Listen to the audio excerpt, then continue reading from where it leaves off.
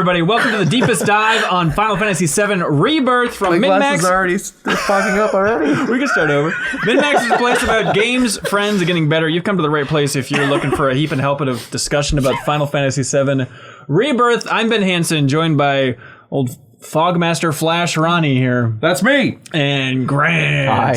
And Ross, the Star Wars Guy Fund. The only one wearing red flannel.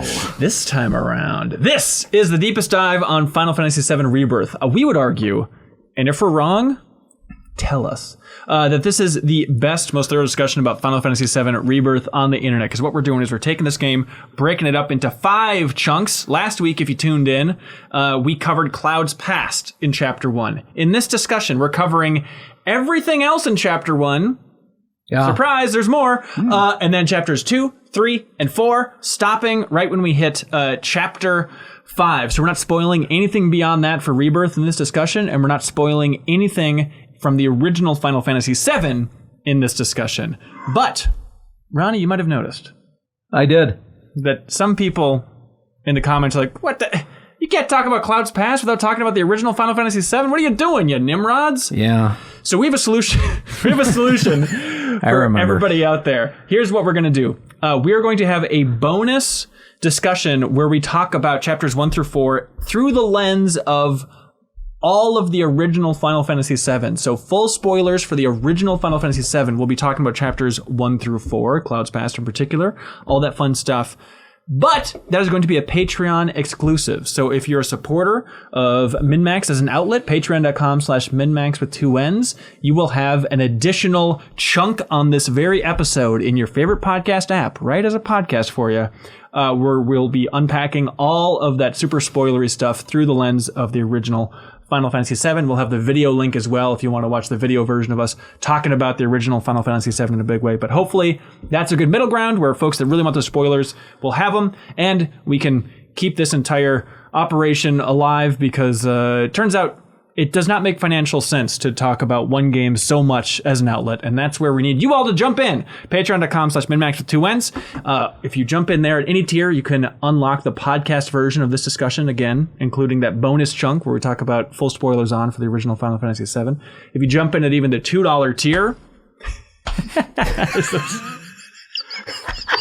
This is too much out of the game. If you jump in at even the $2 tier, you can submit comments for the rest of the deepest dive, because we have a lot more Final Fantasy VII to get through, Rebirth in particular. And so we're looking for your comments, and you might be wondering where all these comments are coming from that we're reading during this discussion.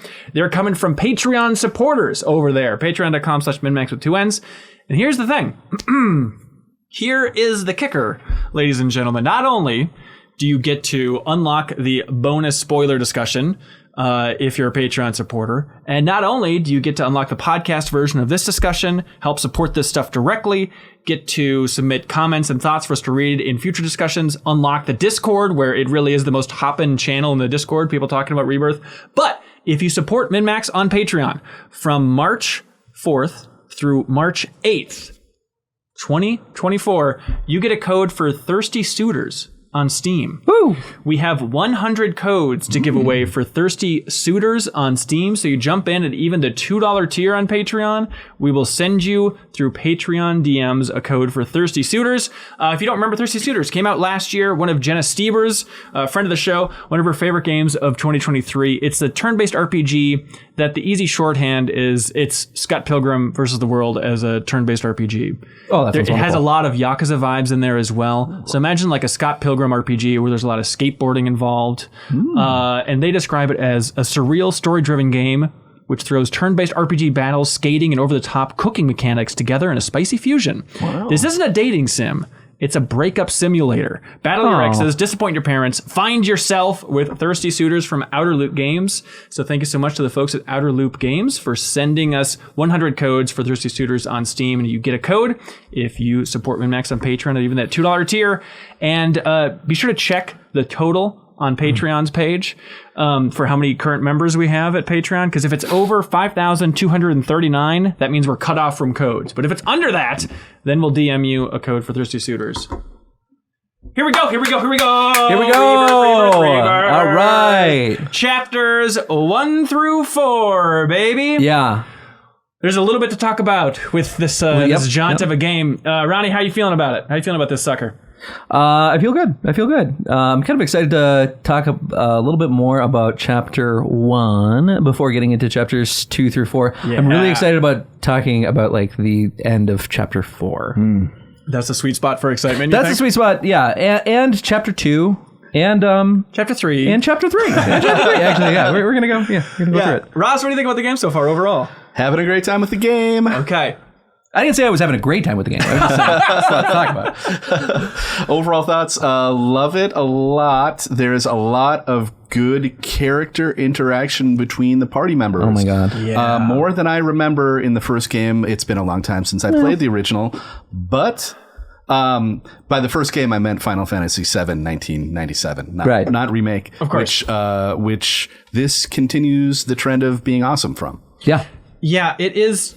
That is, I think, my biggest takeaway, too, is like even in that first discussion, how I was like, oh my God, seeing the townspeople be so excited about Sephiroth, that is so fun. And I think the biggest thrill out of everything in the beginning of Rebirth is seeing characters interact, your old friends coming back, and the fact that like they're all excited to be exploring the world. They're all out of Midgar, and even though Shinra's hot on their tails and there's a scary Sephiroth on the horizon they're trying to get to.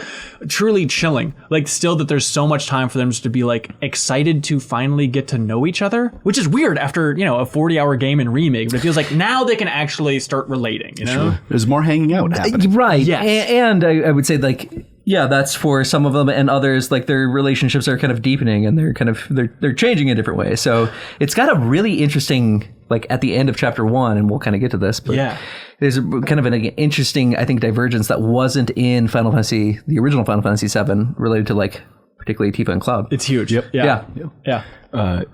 I think it's really fun in the open world that you can now see your fellow party members. Just standing around or helping you out. Yeah. And as you're traversing around the open world too, they're all just running with you, so you can hear quips from people that, whoever your party was in the original game in 97, you just didn't see them. Right. They would, I remember like every time, like departing from Midgar and then always picking Barrett and Tifa, because that's just who I picked. Yeah. And then it would, and then Aerith and Red 13 would be like, all right, we'll see you later. And they would run off before you, and you just wouldn't see them until, I think, Kalm.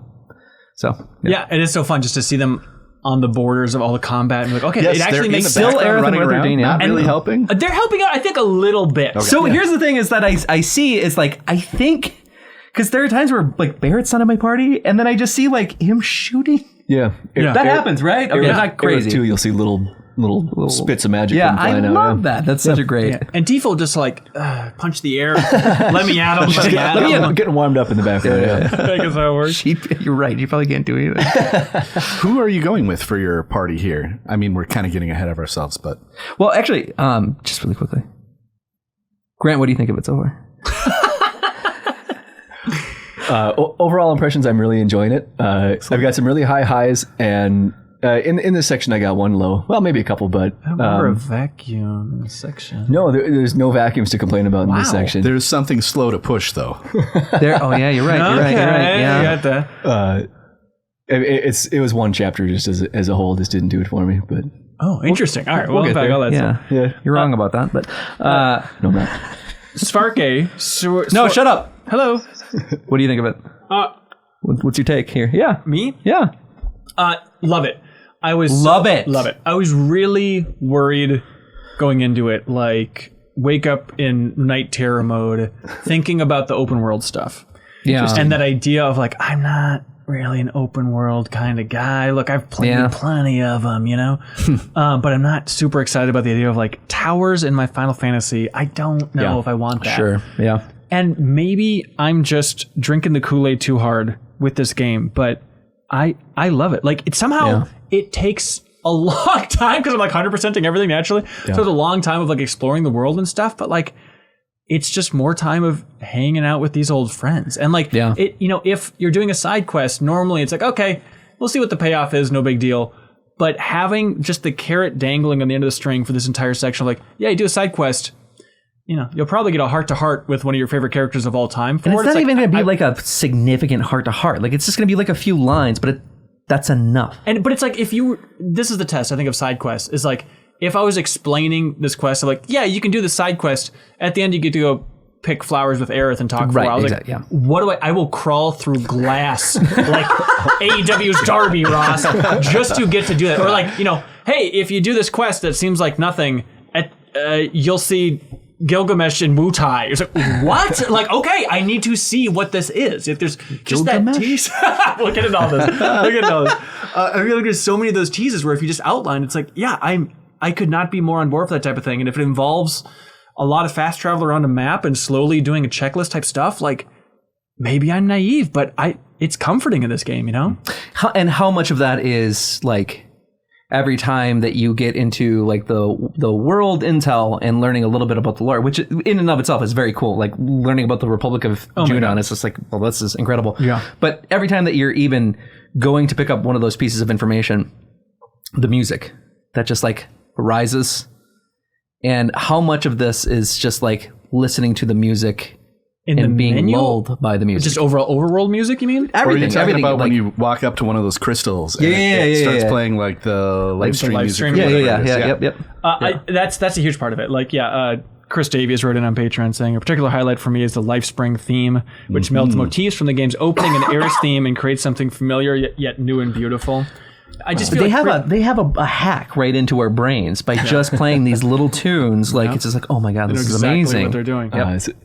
As it stands right now, I did 100% of the side quests on chapter 2 and chapter 4. Yeah, and I'm okay with doing them right now because the payoff is pretty good. Yeah, I feel like if this doesn't get mixed up for future open world segments, I think I'm gonna get pretty sick of fighting 3 little mobs around the base of a tower to light it up. Sure. Like it's... But then again, it's that Chadley optional. dialogue isn't going to carry you through? No. Is Mina his friend? Mia? But sorry, Mai. Mai. It's M-A-I. Yes. Okay. When she's trying to talk to me while I'm fighting like the divergent monsters. Yeah. I can't... The fiends. I can't listen to a single word she's saying. She has a lot to say about those things. She has a lot to say, and she doesn't have any understanding. Like, hey, we're fighting right now. I can't possibly handle it. I'm really trying to focus on, okay, what's this thing weak to? I need to get it pressured, staggered before killing it. Like, could you just pipe her down a little bit? It is interesting that Chadley, our Lord and Savior, like, everybody gives him a tough time for being annoying and all this stuff, which is out of line, I feel like, personally. No, but it's funny that, like, we're not doing this, Ben. We're not defending Chadley. We're not gonna defend Chadley, okay? No, but him, like, hey, I created a new version of me called Mai. I hope you like her. But then even when she's My talking... AI. Right. Yeah. Mm-hmm. But then even as she's talking, there's that one scene where he like lowers her volume, where it's like a fun bit idea of like, okay, even he knows that a clone of himself as an AI needs to be one of my down. favorite things is him slowly getting more irritated with Mai over the course of these 2 chapters. Yeah. And it eventually he's like, hey, I noticed that you did this great thing in that battle. And she chimes in and she's like, I noticed that too. And then he goes, you're not programmed to notice that. Yeah. Well, it's because this entire chapter, this sequence, it's a lot about parenthood, Ross. Maybe you caught that. And so Mai is like his daughter/sister. It's tying into all those elaborate themes, I'd have to imagine. How far into this podcast are we right now? Are we 5 minutes in? We're already talking about parenthood. By the way, there's one moment with Mai who I think we all agree is like our Lord and Savior, and like the coolest. But no, where she's like, oh, I think you need a massage after all this fiend battle there, Cloud. And I was fully convinced they were going to do a Metal Gear Solid and like vibrate the controller and let me put it on my back. Like, why else would you be leaning into this? Like, here comes a massage. I don't know, go get one. Go find one. Speaking of Metal Gear, there was one other part in chapter 1 that really felt like Metal Gear to me. Was the Shinra helicopters that descend on Kalm. Yeah. Something about like the desert camo theme just put me right in Metal Gear. Some sort of Hind D like helicopter. Hind D. I thought of Metal Gear. Welcome to our new side podcast. It's how Rebirth reminds us of Metal Gear. But in the fight in chapter 3 with the Turks, with Elena in the caves in the Mithril mines, there's that one scene where she like throws a grenade up and then kicks it. I'm like, this is the most Metal Gear move possible, to kick a grenade at somebody. Yes. It's sweet. I was wondering if I was playing a Metal Gear game, would I have thought to throw a rock at the switch that moves the minecart? Right. Because it took me like a half hour and I had to restart it. And then I was like, I must be doing something wrong. Restarted that, and then it put a pop-up on the screen that but said it you didn't can do it throw the a rock first at time. that switch. Yeah. Oh, interesting to miss that. Yeah, it's like every once in a while they want you to do just a slightly different version of the gameplay. But then once you got to the chocobo carts, when you're stealthing around there, then you're primed and ready to go for like switching all those. Of course. Let's see, Charlie Hunter, just before we completely lose this track, because you mentioned how the dopamine to your brain. Charlie Hunter mentioned, I love the chime that plays when you activate a tower is the first 6 notes of the final section of the original battle theme, Those Who Fight. One of those moments that gave me a warm, fuzzy feeling as soon as I heard it. And it's nice to hear since we don't get that track too much because of the dynamic battle music in the field, which is also fantastic. True, yeah. Yep. Great point. Yep. We have this one, Swarke here. They get it. They say something that Ben said about Final Fantasy 16 resonated with me. Thank you so much. It's missing a sense, this is 16, of going on an adventure with your friends. Yeah. And someone at Square must agree, because 7 has dialed that up to 11. Right. Everyone matters in the main story, and each character gets their moment to shine during side missions. There's inside jokes and banter between characters, and unless they specifically split up, everyone can be seen running around together. Yeah. During battle, Barrett and Aerith will fire away at targets, even if they're not part of the active party. These people are friends, and they will have an adventure together, damn it. Yeah. Yeah. That's it. That's the magic, I think, of Rebirth so far, is just feeling those bonds and the fact that it's now a gameplay mechanic of like bonds going up. Here you go, everybody. Yeah, as somebody who played every side quest in 16 and liked 16 quite a bit, these side quests are hitting way harder for me because it's character interaction. Yeah. I skipped a lot of side quests in 16. And I mean, if we did the deepest dive on it, I would have done them all. But Well, of course. We just did max spoilers, which is us really phoning it in, I feel like. but yeah, I don't remember that. Remember you were talking about Clive and Jill? You said, owie wowie hot Oh, hot, yeah, hot yeah, in yeah. terms of No, a no, yeah, relationship? yes. So romantic. If they could bring Ralph Innocent somehow into this game too, Oh my then God, just I know. Look out, that's the best of both Deal. worlds. I feel like we got enough kind of older gentlemen in this game with really great voices, like the piano teacher guy. Like his voice is just killing it. That's oddly specific. Yeah, I suppose that's What true. if he's Bugenhagen? Who knows? Okay, that'd be my good. That'd be God. Boogienaggins, Robin. good. I love the voice of that the Chocobo guy in Chapter 4. Gabe, that's Yes, his name. yeah. That guy is a big weirdo.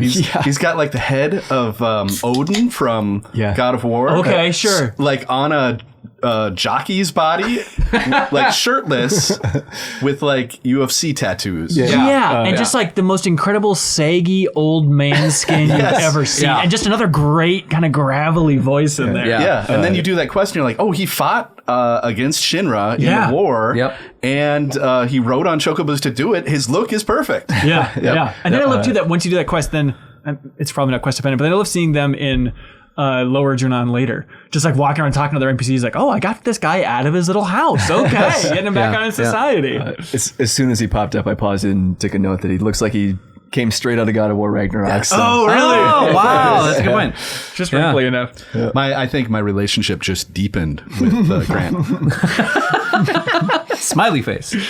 Let's talk chapter 1. Yeah. Right? Start at the beginning. Yeah, why not? First moment. Chapter 1, everybody. Jackson 5. Oh, the Jackson 5 themselves. Jackson 5 That's is right. Square has a history of showing too much in trailers, but I am so glad that they kept starting the game as Zack as a secret.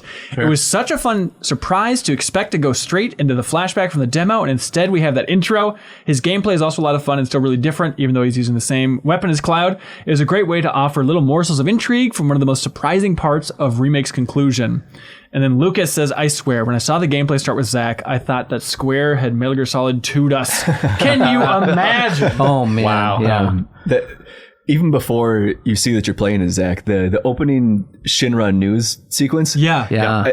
I could not have enjoyed that anymore. Of just seeing everybody dying? Or No. Just their spin on things. Like them putting a twist on freaking tornadoes. Like, we think these tornadoes came from avalanche. Weapon eco-terrorism. It's a weather classic- terrorism. Classic propaganda move where you're like, okay, it was a tornado that nobody could have stopped. Also, it was avalanche, and also it was Wutai in enemy state. So just so you know, it was all the bad things caused No this, question. and not our fault. Avalanche, weather word, tornado, avalanche. It's Yes. right there. No, I did love in that sequence though, like, it starts with kind of the montage, the ending to kind of recap you just really quick, even outside of like the story so far stuff. But I love them when they're showing just like the tornado. There's one shot of, I believe it's like the train from the opening of 7, like caught in the tornado getting whisked around. Like, oh my God. That's such a wild idea of seeing it from this perspective. The voice actor for the reporter who's doing that is, I'm 99% sure it's Crispin Freeman, who was just in God of War Ragnarok Valhalla as the voice of Helios. So as a voice I recognize a lot. He was also the voice of Rude in Advent Children. Wow. Oh, really? Wow. Yeah, great voice actor. He was also a great voice on Bad Batch as well. So he's all over the place. He's great. Wow. Freaking. It's a Why am I here? Yeah, exactly. Red 13 has fire on his tail. He growls and it's funny. Everyone calls him a dog, but he's not a dog. It's like half my notes. More of a cat. It's half my notes. I will say, all respect to our dear friend Kyle Hilliard. I hope he's enjoying his time right now and not listening to this. But there was a moment where like we were recording the Mid-Max show, and when I was pitching the Deepest Dive on 7, I'm like, okay, we're going to start with the beginning of the game, Clouds Pass. That's going to be the first episode of the Deepest Dive. Yep. And then after that recording, Kyle's like, so you're starting at the beginning of the game? I was like, yeah. He's like, who do you start playing as at the beginning of the game with the demo? I was like, Sephiroth. Why? He's like, okay. It's like, okay, now I know that we play as Zack. I was like, just from that, like, damn it, Kyle. But still, going in, it was like, I was so delighted that they hid that. I mean, they showed so many of those clips in the trailers and stuff. I mean, there's I think the Summer Game Fest trailer not that long ago was like everybody dying in helicopters, which is such a bold move to open your game with. Like, for a game that we're just talking about is like all about like, oh my God, our dear friends. And yet the first 10 minutes is like, Red 13 taking down a helicopter and dying. Yep. You see Aerith die immediately. Tifa's bleeding out and coughing up blood in a helicopter. Dead. Yeah. Everybody's dead. They close Barrett's eyes. He has big X's on his eyes at this point. It's like, Jesus Christ, game. I've forgotten about them because ours are fine. Like ours are fine. Right. I mean, they probably don't even feel anything. These other freaks. Yeah. I like Zack runs up to that helicopter. He's like, thank you so much, Red 13, for crashing this helicopter. I will not be saving you. Where's my lady at? Yes. Yeah. Do we think they're all 100% dead? I guess I do leave it kind of up in the air, with the exception of Aerith. Right? I mean, Aerith, it feels like a really weird move to have. Right. The thing, is that something spoilery to talk? It's not a detail I noticed. We'll talk about that later. We'll talk about it in the bonus podcast. I think it's probably the safest way to go. Gotcha. I was still just delighted that they could surprise us by having Zack playable in that intro. And they make it really clear for everyone really... paying attention. They make it really clear to have the the stamp in the beginning of like, all right, this is this world. Because if you remember the end of Remake, quick summary, it seems to be that there are 2 timelines, and one, Zack is still alive, and the other, Zack is dead, and Zack is the guy with black hair. And so the way that they show that is the entire game they're showing you stamp, look at stamp, it's this dog. And then when you see Zack, I think like a chip bag flows by the camera, and then that has the alternate version of stamp, which implies that, okay, that is this universe, and that is where the world's gone to hell and everyone's dead. But it is confusing because that made it seem like that wild tornado was just in that timeline, but it seems like it's also in this timeline because people in Kalm are also talking about that tornado, which like, okay, so that's... Were they? You hear that broadcast on the radio when you come down the stairs in Kalm the next morning. And to me, that is signifying, I guess, that these are 2 very close realities. It's not a totally divergent... membrane? Yeah. I think it's not a totally what if situation where the world is totally different. We have one world where our party is, and I think we have another one where Zack and or other people are. Right. And they're very similar otherwise. Right. Is what I took that to mean. Yeah. And presumably that's where maybe some other Avalanche members are still alive. If you remember the end of Remake, it's like, okay, is that going to be in Zack's timeline then? Where... Sure, with bigs at the end there. Yeah. Right. So Josh Halloran on Patreon puts it well. They say JRPGs always have these amazing final boss arenas that look really cool, but rarely do they ever impact the story itself. So the fact that Final Fantasy VII Rebirth is taking the final battle arena from Final Fantasy VII Remake, the Decimation of Midgar, and turning that into a plot point the world has to live with really surprised me. Yeah. Seemingly, it's not just in Zack's world / timeline, whatever. There we go. You hear the same report on the radio. Calm in. No idea what it all means yet, but I'm excited to see where it all goes, says Josh. Oh, totally. And it's a symbol for just like the diversion from the original story. Right. Yeah. We have, let's see. Oh, you wouldn't believe it. Wriggles here. So I loved how the cinematic intro is the opposite of the one from Remake. We start in the damaged upper highway with more bombastic music to pan slowly to the ground with the quiet first notes that we started with in Remake. Yeah. And then in Remake, we start from the ground level with Aerith and the first notes of the score to zoom in out into the sky, showing Midgar and the music peaking when the logo appears. We also end with Cloud and Zack heading to Midgar instead of Aerith staring away to the skies of Midgar in Remake's intro. Yeah. Yep. Good inversion. Loved it. Yep. Yeah. Yep. And also, Zack, great guy. Great guy, right? How you feeling about Zack? He's freaking awesome. Okay. He's walking, I mean, obviously, like, to this destroyed town, and he probably doesn't know if Cloud is alive. Kind of looks like that. Like, he's hoping that he is. And he's just carrying him all the way to Midgar. I feel like awesome. With Zack, I feel like I'm a bit of an outlier in the world of Final Fantasy VII. Where it's like, I thought Zack was cool in the original game. Right? Yeah. He feels a little bit like the Boba Fett, kind of like, oh, he's the underdog, interesting character. Yep. And then I feel like maybe the turning point was Crisis Core. Because I feel like there was just a groundswell of enthusiasm. That's a problem. But there's so much enthusiasm and love for Zack out there that's like, I like Zack, but like, the Zack fandom, if I may just come to the chase here with this, a part of me worries that, like, I don't know if I like Zack enough or I want him to be the defining thing throughout all of Rebirth. And I think he very much will be from the way they're talking about it. It's like he's going to be... We didn't see him at all again in what we played through, though, right? No. Okay, yeah. And I was kind of surprised now that you're saying that. Minutes. I couldn't tell you anything about Zack's personality. No. Well, in a way, we kind of... Oh, then he's a good friend. Dearest friend. Yeah, so what do we know about Zack just going based off of Remake? What they want us to know about Zack? Yeah, what do we know about him? It's a great question. That is a great question. Is it just that he showed up in the ending? I think it's just he showed up in the ending.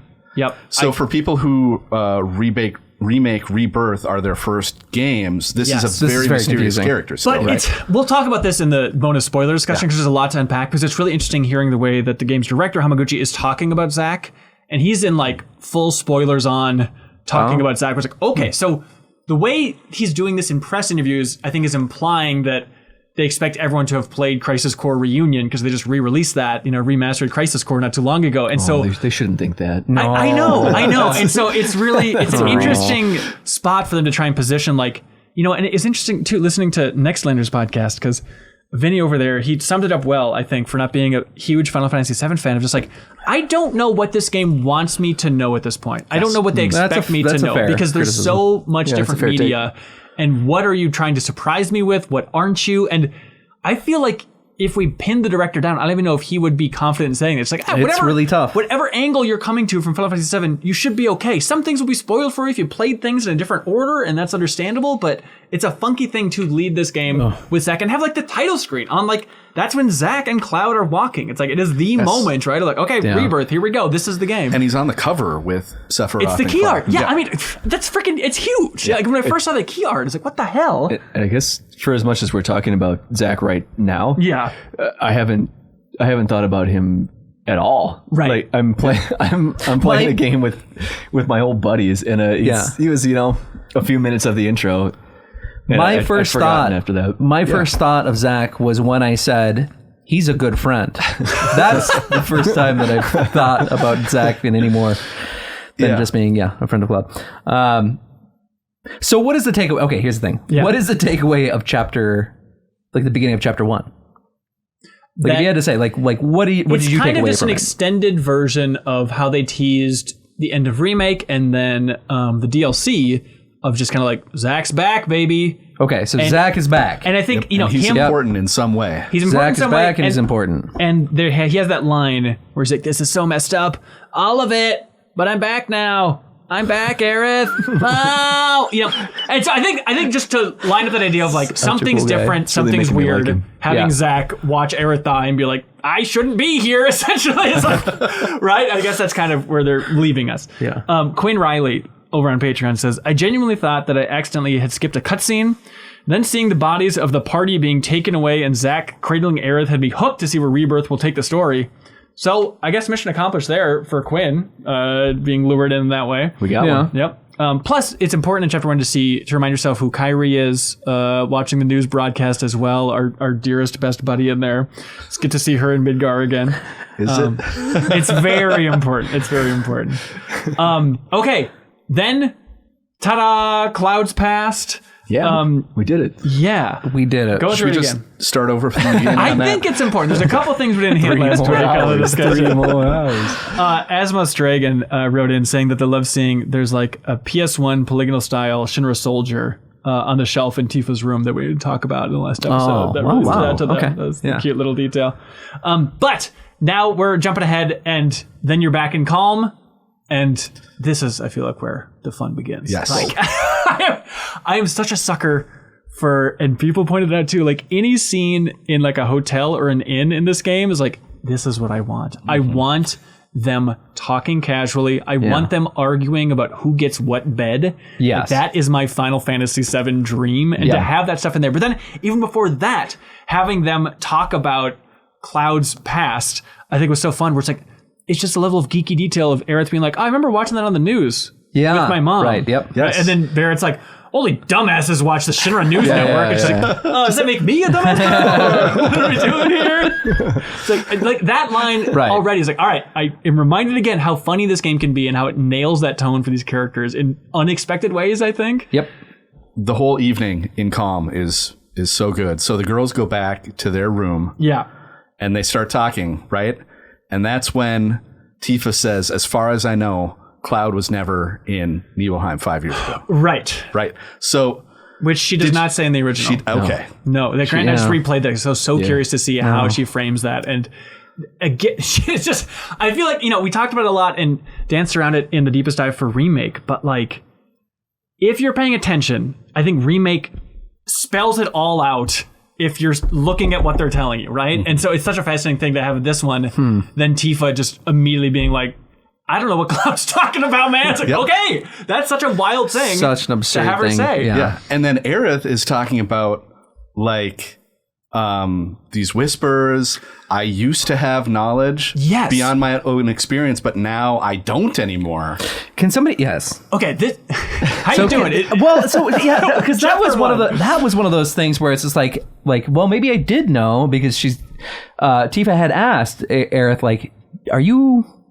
She's asked her something about just like, did you know this information? And Aerith says like, no. She asked where Cloud's been, and she's like, where Cloud's been. Maybe I did know at some point. I knew. Yeah. Which is terrifying to think about. That just like, so memories were taken away from her. She's aware that memories were taken away from her, and she doesn't know what she knew or didn't know. And she talks about it later on. Yeah, that's horrifying. So the weird part too is they show like the flashback, because she says that it's when the whispers were like swirling around her in Remake, and Tifa like pulls her out of it and saves her. But that's such a fascinating idea, because I would have thought it's like, oh, destroying fate, somehow that messed with Aerith's precognition abilities or whatever they're hinting at. That's what I thought it was. Yep. So it was like there was some sort of like knowledge that she had that she was operating on it, like either like consciously or subconsciously. It kind of felt like it was a subconscious thing for her, that just like something feels off, or something feels like almost like a deja vu kind of experience that she's having. Yes. And that was all like taken away or destroyed when Fate was destroyed ultimately. But it's not. It's when the it's not Whispers were that. specifically attacking. I mean, that's the clip they show. So I presume that is like the moment then when the Whispers are messing with Or her was brain that even just more. like to remind you of what the whispers are? That could be. That's a good point. Yeah. That's a good point. And so it's showing her biggest interaction outside of the beginning when she's like, mosquitoes. Because I also took it to mean, based on the Red 13 recap video that you can watch, right, that the whispers, they got away from whatever that was, their the shackles of fate or whatever they called it. Yep. And I think that is also when Aerith lost her because knowledge. There's beyond her no experience. predestined path at this Yes. point, so she can't possibly see where things are going. I think that's correct. And also, it doesn't seem like she's contextualizing it that way. Like, what she knows is that she had some memories taken away from her, but she doesn't understand the significance as to, like, why it was. Memories of the future. Yeah. Yeah. Right. Yeah. And so then, yeah, it's interesting too, because like, well, how much does she know still? There's still like a glimmer of something. It doesn't seem like she knows. Well, I think it's interesting. There's a line where after they're talking about Cloud's past, and Barrett's like, "What are you talking about? You fought Sephiroth." Like, I don't know. I just fought him, and that was about it. Where Cloud then says like, "Yeah, but we fought Sephiroth in Midgar, so he's alive." Yeah. And then Aerith goes, "I don't know about alive, Yes, but yeah, he's right. around." Yes, It's yeah. how she phrased it. It's like, As that much- is such an interesting detail. Yeah. Yes. You're totally right. Yeah. So So she does. You're right. She does have some amount of just like knowledge that the other members of the party do not have. It Right. seems like, or she just has a sense of something. Like, Right. Chris K writes in over on Patreon. They say, my favorite part of JRPGs is the party interacting, becoming friends, taking on the world together. Old softy, this Chris. Barrett calls an end to Cloud's story and the day's work, and then Red jumps in Barrett's bed, prompting an "Oh no, you don't! That's mine!" It's this camaraderie and non-plot related interaction that fills me with joy. That's what makes this genre so special, and this game is setting up to be one of the greats on that front. Yeah, it's like, the Tales series, where you can go around the campfire and kind of like unpack the day with the party and stuff. Sure, like that yeah, stuff. yeah, Or yeah. Yep. It reminds me of Chrono Trigger, a game that we mentioned. I'd argue we've done the deepest dive on it. And like emotionally, I think the high point of Chrono Trigger for me is like that campfire scene where they're all just sitting around talking late at night about the meaning of life and a bunch of wild stuff. And I feel like so much of this game is like that campfire with your party bond. yeah, totally. And just like those little, again, like that little moment where Aerith is just like, I'm feeling really stiff, because I thought she was the one that's just like, I'm getting pretty tired. Right. I'm feeling pretty stiff, and then Tifa's just like Tries to give her a massage. tries to give her a massage, and then she's like, By the way, salivating. when you guys go to bed at night, do you lay there and say, "You know what's really cold? My hips and my thighs. So I'm just gonna put a blanket over that part only." Yeah.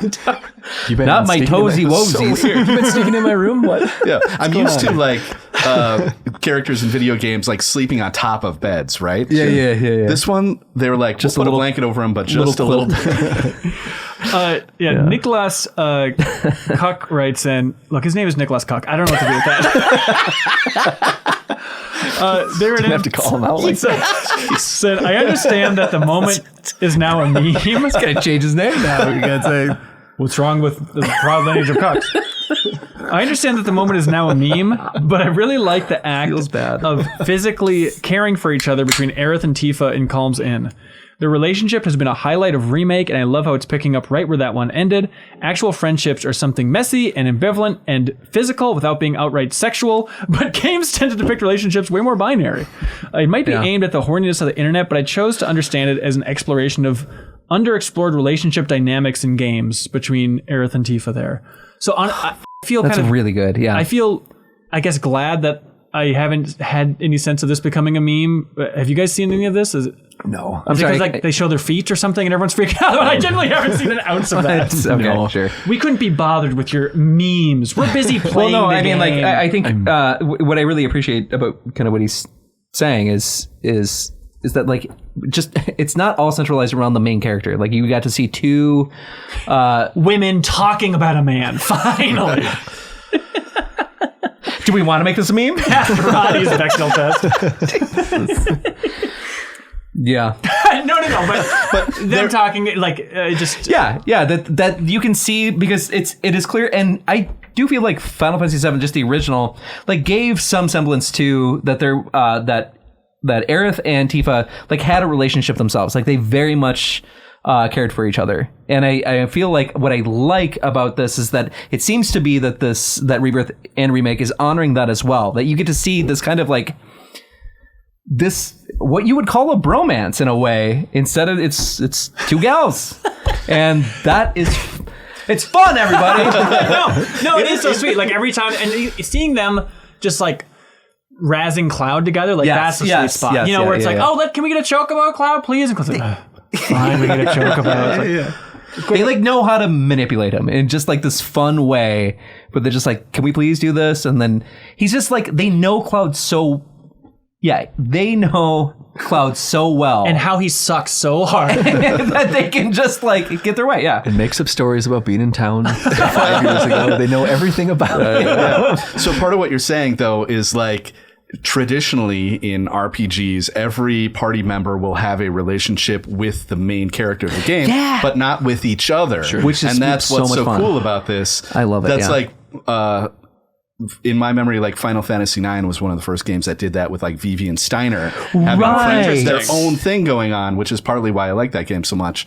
And you have those optional like what do they call those? It's just like little moments where like other characters are doing things outside of like real-time event or something yeah, like that. No, that was And then on the flip side too, like exploring that dynamic from a different perspective of like, not to jump fully ahead, but like when you're on the date with Aerith in Kalm. Why's it got to be a date? And she's talking about Tifa, and she has that really sweet line where she's like, I would have killed for a friend like that my entire life. She's like, do not take Tifa for granted. She's so important to you. And it's like, oh my God, just seeing like another character like get another party member's back, like, hey, Cloud, get your shit together, dude. Like, you need to take care of her. And yet she's like calling it a date, right? Like she, Aerith, acts very pure of heart, but I think she's kind of a little stinker at heart.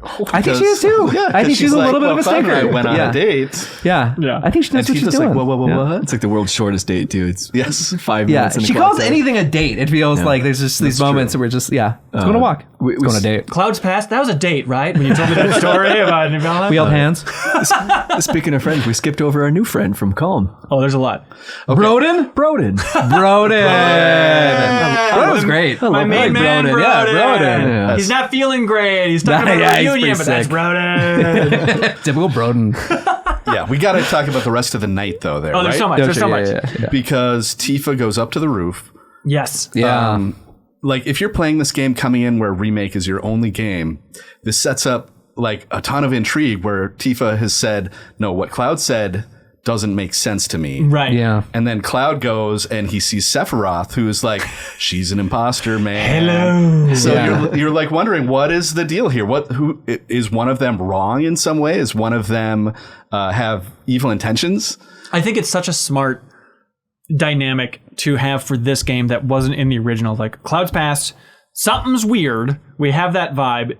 And to start this game off with Tifa and Cloud kind of, at odds. At odds, Yeah, right? Yep. And at the same time, then it starts tighter with Cloud and Aerith going on this date together. And I think that's such a more interesting dynamic. And like, it definitely is in the original of Tifa kind of looking at her feet, being like, Cloud, we should talk sometime, bro. Yeah, you're right. It's there in little patches, but to have Cloud be so kind of shitty about it, and I loved Tifa walking through where she's like, frickin' Zangan, help me out. Like, I got call them out. Those nurses like saved my life. Yeah, where were you? Yeah, exactly. Yeah. Where the hell were you, buddy? Yeah. It's so good. He goes up there after hearing Sephiroth say she's an imposter, and he like questions her, and she's immediately like, what do you think I am, some kind of imposter? I know, it's like, did you hear Sephiroth say that? 'Cause that's a weird thing to jump to. Yeah, I don't know. exactly. You're asking a lot of questions that have been answered by my I'm not an imposter t-shirt.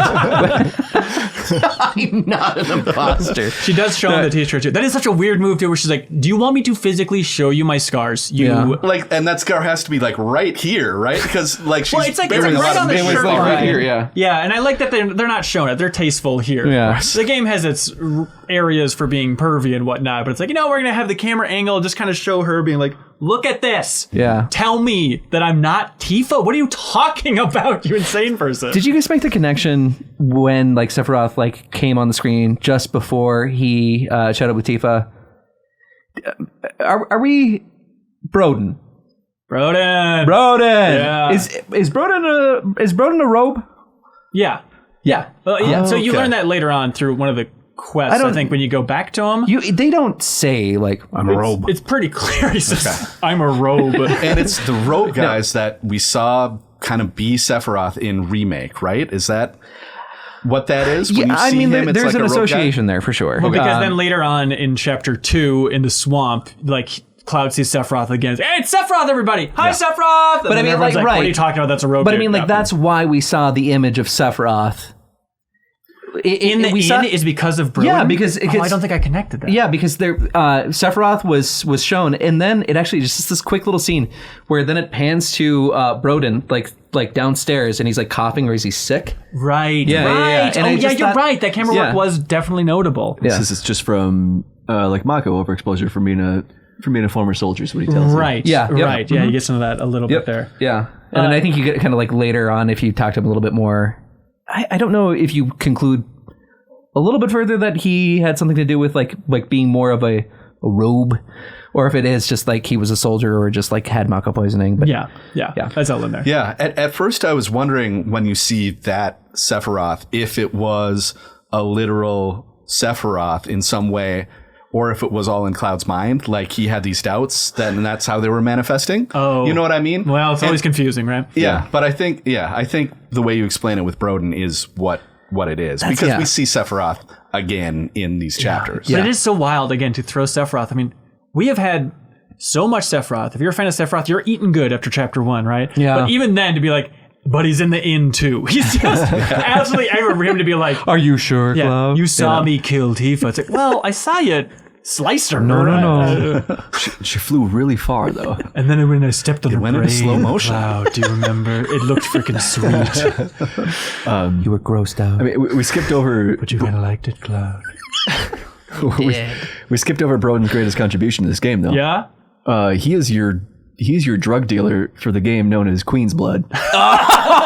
Are you interested in this? He injects those cards right into your veins. God, does he ever? Thank you, Broden. Yeah. It is very funny to have like a night of Cloud's brain melting down, like, oh my god, is my best friend Tifa actually Tifa? What is happening in my life and existence? It's like, hey, but here's a little card game. You want to play this? Like, hell yes. Give me a card game, please. This takes me back to a hot little ditty called Triple Triad. Oh Yes. my God. Triple Triad, it really best card does. game until now, maybe in a Final Yeah. Fantasy. I was like, TBD? Yeah. I mean, DVD? oh, interesting. Gotta play through the rest of this You one. think to it's be sure. debatable? I think it's debatable. Yeah, we can already say Queen's Blood is better than Tetramaster, right? Okay, you're not a fan of Tetramaster? No. Okay, wow. Even though I bold. love 9, Yeah. Tetramaster, not that great. Okay, interesting. So just to go back into 8, something Yeah. about seeking out the character cards. Yeah. My God, That's a lot of fun. Right. What a fun little side venture. Yeah. And that's what I'm curious to see if Queen's Blood borrows more Triple Triad stuff, where the rules would change regionally based on who you would play, and it would introduce new. That's what I didn't like about Triple Triad, actually. I liked it when it had like the simple rules, but then The baby base game. the baby base game. But then it didn't get into this thing where like, if you win, you get 2 of my cards and I get to pick 1 of yours, or just something like that where it got like, when the rules would spread and like a bad rule got spread out to the other parts, you were like, oh no. I mean, Contain it. Yeah. I was like a dumb baby when that game came out. yeah, We noticed. Yeah, I mean, still in the Scorpion. I had to guide that a little bit to get like all the character cards, because you don't want to spread like the more difficult the or bad ones, bad yeah. rules. Yeah, Yeah. yeah. So there's like a set order, and I'm curious to see if they borrow some of those like elemental aspects for Right, the elemental aspects, but I also see like the board, the cards all have like there are 5 pathways, like 5 rows. Yes. We So only it's like, is it have gonna 3 expand? so Is it far. a Like, theory now? I Sure. would imagine. And so it I just used it expands. like, okay, but if I just use that on like the yeah. bottom row, Didn't even then consider it'll that. like actually knock in the top. And so, Yeah. but I didn't even thought about that. But of like course, that's where they're going to go. because like the jumbo chocobo one has like Yeah, like a the huge whole diamond thing. pattern. Yeah. Shape thing. Right. And maybe that is just to show, like, depending on where you are putting it. I hope so. It does this, but I that's the first time I've thought about that. I always kind of thought, like, oh, this is just going to expand into 5 at some point. Yeah. But I don't know. Yeah, I'm not really a fan of card games or like mini games and other games like Gwent. I'm like, how fast can I skip Gwent? But then for Wrong this choice, game, but yeah. then this one, it's like, all right, this is for my dumb baby brain. This is just simple enough Yeah. for me to really sink my teeth into. And then like later on when they start introducing the cards, like, okay, now these have other effects that can lower the levels. Like, oh, okay, I see where this is going. I see how this is secretly just getting more and more dastardly here. Yeah. And it feels like we have the opposite reaction to that too. Like, sign me up. Make this the deepest thing possible, and I'll be so happy. Is everyone loving Queen's Blood? Yes. Love it. Love Yes. it. Wow. I started having a real tough time once we got to chapter 4 in Junon. Like I was losing to everybody in lower Junon, and then I was like, could it be me, or should I try something else? Surely not. Surely the game is wrong. So I did two things that let me have better luck. I had the game make a deck for me. Wait, you can do that? You can pick a new deck, and then you can like auto build it or whatever. Oh. And so, it built a deck with like all the cards that have like the little red ones that power up other cards. Yep.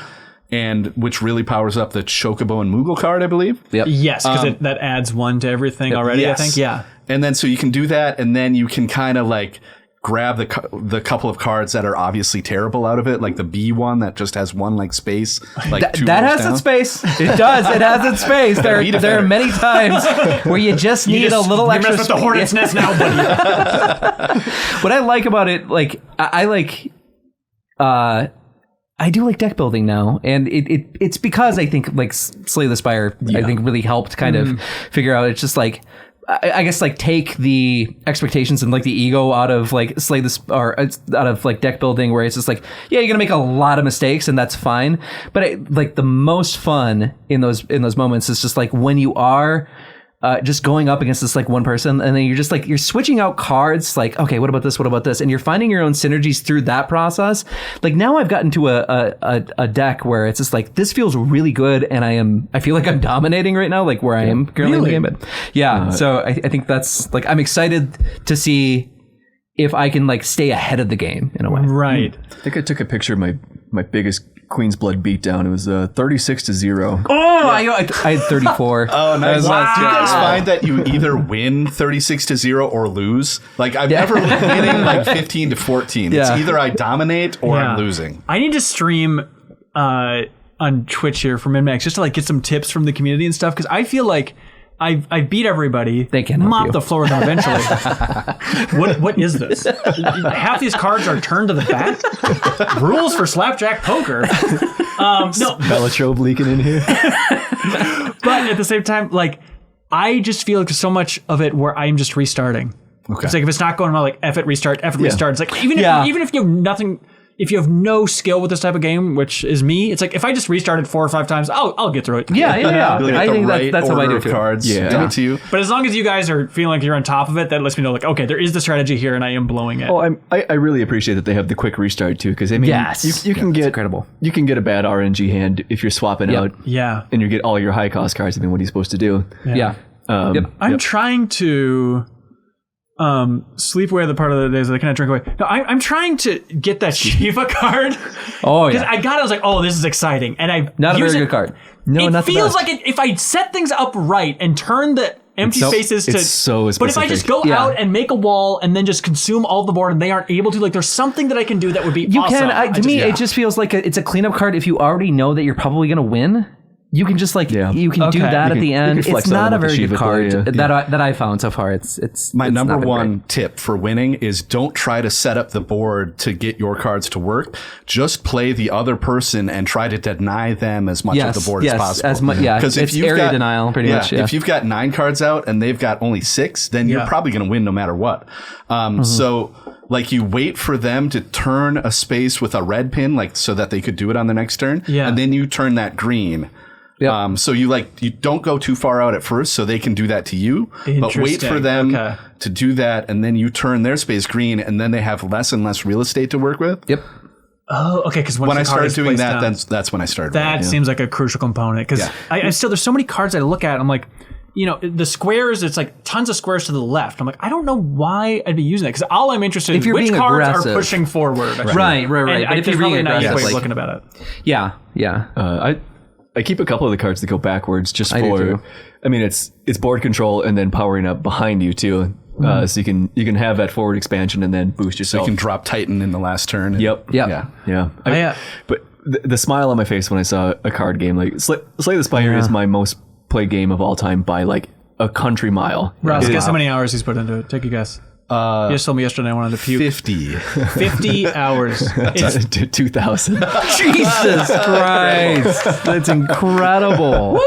And only 1,000 into Queen's Blood so far? So roughly, yeah.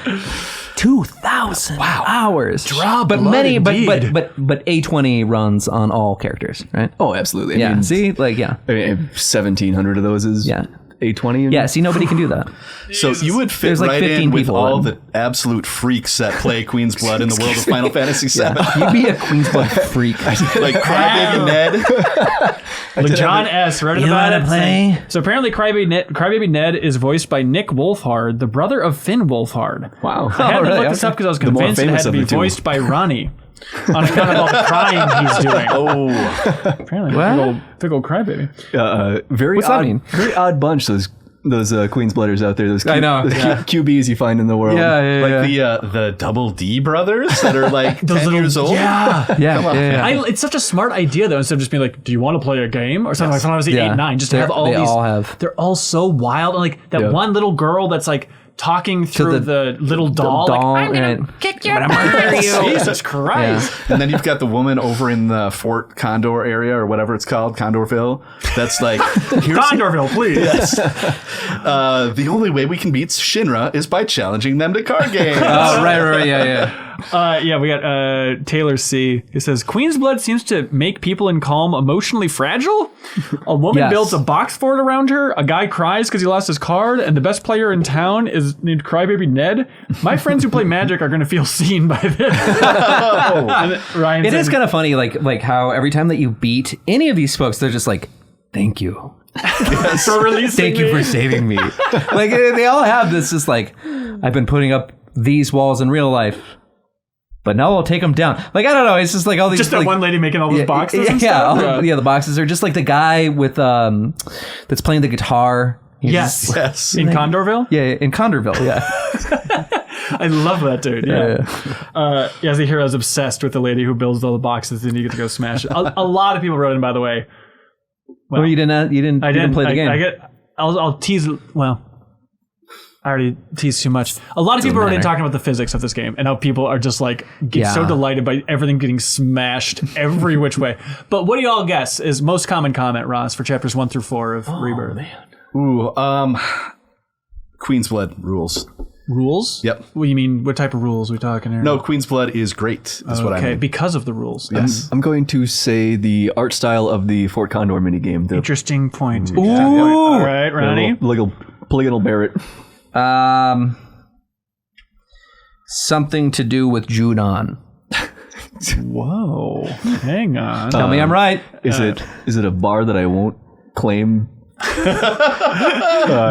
but people didn't write about that. Look at that. Ross is right. It was Queen's Blood by a mile. Wow. Yeah, it was really wild. It's because it is great. Yeah, first section, piano. Second section, Queen's Blood. And look, everyone who submits comments over on Patreon, I love it all. It's fascinating. You're all so insightful. But I'm fascinated by the stuff that nobody writes in about. That's like main plot stuff. That's like, It's because you ask for You're the right. most granular You're right. content in the world You're that right. nobody actually. You reinforce this every time. I It's just know, like I the know. most specific. People can still write in about the big beats because we still need to talk about that, folks. Yeah. So yes, No, but it's just fascinating to see what gets the heat and what doesn't. It's like it's a lot of just the fun side diversions, which is the larger point I think about Rebirth that's really fascinating. Like talking about it on the MinMax show, you know, like I think Kyle and Janet, they were, I think in chapter 4 when we were talking about it, and I was like, no spoilers, and they all said like we couldn't spoil it if we wanted to, like nothing has happened, and I'm still trying Right. to figure that out. Of like, yeah, if I didn't love Final Fantasy VII, it'd be tough to spoil like specific things because like, it's like, what would you say? It There's would just be the night in Kalm, right? or like Sephiroth Yeah. was in the swamp. You know, but it's, I mean, there's some stuff that you can get into that's kind of fun, you know, at the end of 4 and stuff that we can dive into. But it is an interesting idea of like, how much momentum does this game have just because we love the characters? But then again, there's that plenty of every people, little moment feels significant. Yeah, but then there's people like Dan Reichert who, you know, doesn't love the original Final Fantasy VII much at all, if any, and he absolutely adores this game. And so trying to get a read Okay. on like, it is such a funky, wonky game. Is it Like, because it has just way more humor this time around that he's invested? Because it is a funny game. it is super funny. Yeah, it is. Yeah, I think that's probably part of it. It has a lot more Yakuza vibes. Like there are a lot of people that write in true. just about like the overall tone of the game. JB here says, I feel like Rebirth might be winning the award for Comedy Game of the Year. Within Kalm alone, there were tons of genuinely funny writing and acting with the NPCs around the town, like the love-struck guy with a bouquet of flowers standing in the square for a date, a whole day in advance, the two guys in the singles club talking about Aerith and Tifa. It was refreshing to see the game not take itself too seriously, given the mature Final Fantasy XVI take. Yeah, I hear you. It's like the writing, but then also just like the tone every once in a while. And somebody wrote in, just asking, like, is the original 7 this goofy? Like, yes, that's why I love the tone of Rebirth so far. It has humor, but they've definitely dialed it up. Like, there's no point in the original where you turn into outside of combat, where you turn into a frog and play in a little weird, like, pink swamp and jump over a spinning beam in the original. That's all new. Yeah. I think the humor is the thing I respect the most about this game, because with a beloved game like Final Fantasy VII, people who take it seriously enough to love it and want to remake it, I think there's a tendency to be too precious about it and be like, this is the serious game that made us have feelings as teenagers, and we're going to really go all out on the seriousness of it. So the fact that they are, I don't know, clued in enough to like make sure that it's funny as well is fantastic. Yeah, it's unbelievable. Kudelka writes in, says, shout out to the writing of this game. As a melodrama writer for TV, the thing missing from video game stories is human emotion-driven melodrama between the characters. Here, the emotions between Cloud and Tifa concerning the flashback ground the frankly insane story of a monster like Sephiroth burning down an entire town before escaping with his mommy, because the flashback causes an easily understandable and very grounded conflict between them. Why don't games do this more often? For just good melodrama between characters. Hey, it's a great question. Chris C. writes in and says, there's one interaction that really drove home how well each character is written and realized. While exploring the grasslands, sorry, this is jumping ahead a little bit, but we'll be going back. That's okay. While exploring the grasslands, Aerith said something like, this field is so beautiful. I can't believe a battle happened here. And then Barrett responded by saying, hard to find a place on the planet that hasn't seen one. I almost said, stop being such a downer and let her have this, out loud, as if I were jokingly messing with a friend. I love all the characters and the interactions. They were all my friends, and I think that they're friends with me in real life too, right? That's right, Chris. No doubt about it. Hunter Blessing submits a comment over on Patreon and said, for the Cloud Tifa convo at the end of Chapter 1, do you think Cloud instinctively knew to go up to the roof rather than down the stairs to meet Tifa because of their previous late-night water tower talks? Yeah. That's a great question, and I think that is part of it. Great observation. Where would she go for like the heart-to-heart chat? Of course, it's got to be on the roof. Yeah, and before we get too far away from this, I want to mention my favorite character moment of the game so far, which is the next day when you're going around in Kalm and you can talk to all the different party members. Yeah. You talk to Tifa, and she asks ask Cloud if he remembers the water tower. And it's like you've got from the previous night, you've got these two childhood friends that are like hoping to reconnect. Yeah. And like there's this unknowable barrier between them where they both have conflicting views on what happened in their past. Right. Mm-hmm. And the water tower thing, if you answer it like, yeah, that's where we talked, or whatever the friendly answer of that is like a nice little ground level moment where they have common ground.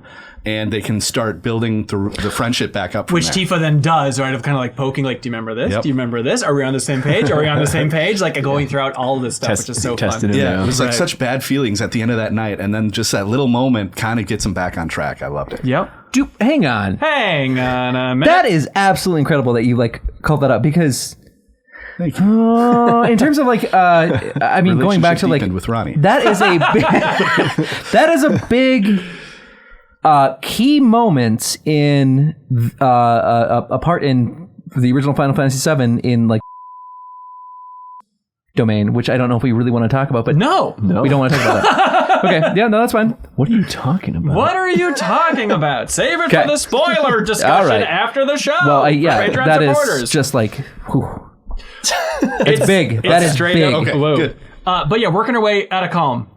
You talk to your, talk about that. Dear friend, Broden. He gives you the item transmuter. And he says it's a Republic antique, which is so much of this chapter 2, or all of these chapters are just talking about the Republic, which we can dive into in a way. But you got that sucker, and then you're heading out through the tunnels into the world. And it's basically, they give you like the Bethesda leaving jail moment, you know, just kind of like, what is this? It's so beautiful. Here's the world. But I love that they they have to do it because it's such a tough note for the message of this game to be like, holy Christ, we're destroying this planet. What are we doing? And then to be like, this is the most beautiful thing I've ever seen. So like Red has to throw in there like, yeah, but it's actually dying though. Like even though it's the most beautiful thing I've ever seen. Yeah. Which is, it's a tough balance for them to walk, but I think they do it for that big reveal. Totally. My favorite thing in that little tunnel, that's when Aerith tells the group that they went on a date. Yes. Yes. When Barrett yells at people to not go on any more dates, and you get Red 13 like, okay, I won't go on any more dates. Just a quick nod. It's like, again, that is such a funny joke, and I'm so glad that the humor is landing in this game. But I love having basically Red and Barrett together as like the collective third wheel. Yeah. And just like feeling that frustration already of Barrett just being like, but they're kind of, can you guys just stop like winking at each other and smooching off to the side? Like Red and I are trying to save the planet, everybody, and like you're more interested in having little girls' nights and talking about boys. Like, but and that's kind of fun that Red 13 and Barrett they're friends. Oh yeah, no, I love that. That's every time he calls him Red, it's like, oh, perfect. I love, I think building up the characters' personalities in such a bigger way in Rebirth, like it makes those party dynamics more fun. Of like, I feel like now there's more emotional weight if I have like Barrett and Red in a party with me fighting, It's absolutely. Like I feel everything more. And like I get excited when Tifa and Aerith are in a party together. It's like, oh, this is fun. I've seen them be friends in cutscenes. Totally. And it's funny, like, isn't it feels like it's almost like kind of accentuated by the what do you call those? Like the moves where two characters synergy. The synergy skills. And like one of the first synergy skills that you see with like Barrett and Red 13 is like Barrett and Red 13 doing the launch arm thing. Yeah. It's so sweet. Yes. I thought it was a little confusing that they have synergy skills and synergy. It took me a while to be like, oh, I should be pressing R1 during these battles and doing this stuff too. And it doesn't have a cooldown. It's so interesting to me that like there's that part of the game where it's just like you can kind of spam these synergy skills together, and they seem to be pretty good. And there doesn't seem to be like, I guess it kind of goes to like how well I'm conceptualizing, I think, like the combat, but that is like one area where it's just like, should I be spamming these more, or should I be like, I just don't know. I forget to use it a lot. Yeah, especially in Chapter 4, they're super useful for getting up into the air to fight all the flying guys. Yes, for Tifa, like particularly, like, oh, I realized like I can launch Tifa up with Cloud or Barrett. Like, I think she like rides like, or she jumps off of Cloud's sword, I think, on one of them. It's just like, that's awesome. And once she's up there, she will stay up there for the rest of the battle. Exactly, yes. You have to let me know when you want me to come back down, Cloud. It's I'm kind of in a weird spot with combat in this game. Yeah? Like, I know I could be going deeper into it, but it's at a point right now where I'm asking myself the question, like, do I have to? Sure. Or can I spam on regular attacks and hit stuff with Braver and just, call it? Do that run. Well. Can I ask, are you doing dynamic or classic? It's I think normal or dynamic, I think. Whatever is defaulted to. Yeah, which is normal. Is it normal? Okay. Yeah. I haven't changed that up. I've been kind of, it feels like I've been kind of mopping up enemies. I don't think I'm great at combat, but just on normal, it has me wondering, like, oh, should I be changing this? Especially in the early going, once you're out in the world, I kept hoping for longer battles because there wasn't enough time to get the synergy ability to get 3 notches to do those. Yep. Crystal Bear is right there with you on Patreon. They say the main story fights and the more major hunts are great for playing around with the systems. Yep. But I wish I was able to more consistently get those meters built up outside of those. I'm on dynamic difficulty, but I am also doing everything in the open world, so maybe I'm just outpacing it a little bit. Could think that wouldn't be if you're in dynamic. That was the thought with dynamic, that it would always kind of be in that space where you were getting the most out of combat despite level. It's really strange in an RPG like this, because when I come to a FromSoft game where I'm expecting to die and I'm okay with that, but here I'm in it for the story, and the combat it's a side thing to me. It's like, do I really want super tough combat, or do I just want this to be the vessel to get me to the next story? And I think we're going to be challenged enough, but I do think so far, and maybe it's just because I'm 100%ing it, so that's skewing it, but it does feel a lot easier than Remake even. Think so? At this point for me, yeah, for me too. I think the hardest fight that I came across was in Chapter 2, is that... Quetzalcoatl? Yep. Yeah, I think so too. Yeah. I mean... except Titan I tried without any difficulty. Good Lord! I was just going to ask, so where did you guys go with... Like, how far down did you take? Oh, I went all the way to the bottom. All the way to the it's bottom? basically Titan just in a fetal position. Yeah. And me. For Phoenix, I did let Phoenix have one of those things back, and then it was a fun but still easy battle. Okay. But I got to see a few like limit breaks and stuff like that. That's what you want. Yeah, I think, exactly. yeah. I want to see these things. Right. I got 2 stars on both after just the drubbing the Titan gave me with no stars. You did the 2 stars on the Phoenix? That was really tough for me. It's like 2 2 stars down. Yeah. Yeah. Oh, okay. Got it. But the Phoenix fight was kind of frustrating of like, okay, you can't attack it, you attack the flan or flan that's roaming around, all that stuff. It's like, okay, it's a weird kind of gimmicky fight overall. Yeah. The summons, I don't know if you all have this feeling too, but I think it kind of ties into that of like, are these fights going to be tough enough? And I feel like You're right. 80% of the time that it's like, summon available. Like I see that meter going up, and it's like, I don't want to bother them. Like I just, I know I can pop They're it right really now. important. Yeah, but it's like, this fight's going to be over pretty soon. Unless it's like a boss, I don't pop a summon. And I don't know if that's a stupid way to go about it. Or you bring them in and then you finish the battle before you get to see Diamond Dust. Right. And then they get angry. I do call love me. There's that moment where like, because I feel like I summon Titan for a fight and he'll just be like standing around most of the time. Like, oh, I've kind of used his abilities. That's right. Yeah. And then like when Titan goes away, waiting Cloud around. has a line where he goes like, I'll pay you back. It's like, what? what? Like you're talking to like a god. Have you been paying attention to the intel reports? He like created this world, created the entire grasslands area, and I was like, you owe me. I was in the trap early on of only using the summon abilities with the character that I called them with. Oh, sure. But you can just use everybody. So if they have an ATB chunk, you can have all 3 party members use summon abilities. Very helpful against Quetzalcoatl. Yeah. With Shiva and the ice abilities. Oh, I see. Okay, got it. So like, yeah. Yeah, the combat is so interesting. I do think I'm hot on it, I should say. I'm so hot on it. Like even though it's not kicking my butt in a big way, like You guys are hot? I'm hot on it, yeah. Super hot on the combat. Yeah, to the point of like, I mean, this is the best RPG combat I think I could hope for. Yeah. Like, I think it's my favorite combat system in any RPG at this point. And part of that also is just like looking at like how to best optimize your use of the 3 party members to get their bars up so you can use those synergy skills. Yeah. Like that's been kind of the fun for me. And like kind of figuring out those moments where it's just like, oh, is it best to use their stagger moves versus just like their hard hitting moves versus an elemental move to use like a weakness. So it's been coming alive for me. Overall, I loved it. Yeah, but I also agree that it could be a little bit, I think a little bit more difficult, like on the day to day. Yeah, one thing I do really like about the synergy abilities is it definitely incentivizes you to switch characters often. Right, So yeah. that you are actually getting the notches filled up so you can do those moves. Right. I have a dumb question with the combat. For some of the spells, there's a little alpha symbol after it.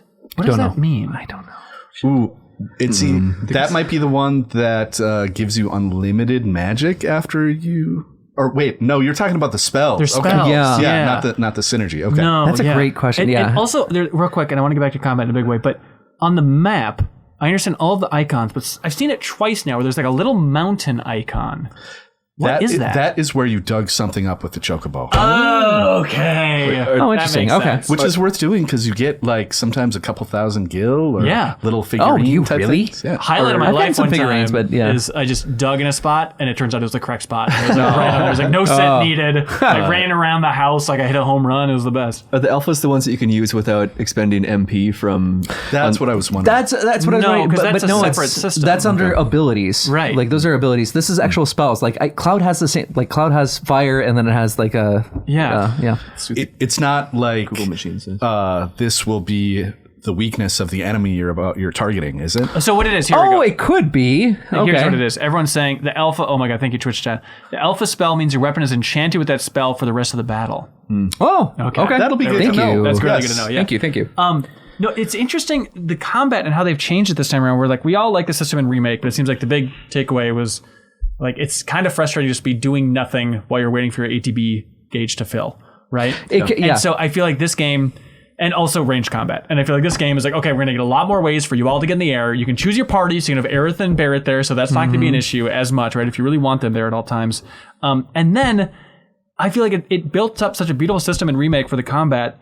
And in some ways, even though I'm loving the combat in Rebirth, it's funny to see like how it's kind of like, well, this is how you can break the system. You know, like, you look, there's the ATB gauge, but here you go. You can just use synergies whenever you want, and there's not really a cooldown, and have at it. Also, at the same time, we're going to give you materia that makes it so you can pop an item without using the ATP gauge. Sure. Is everyone using that materia, by the way? It's so good. Yeah, I am using it, but also that does lend itself to, I think, the other side of this, where it's just like, if you push it enough, like, how tight is the system?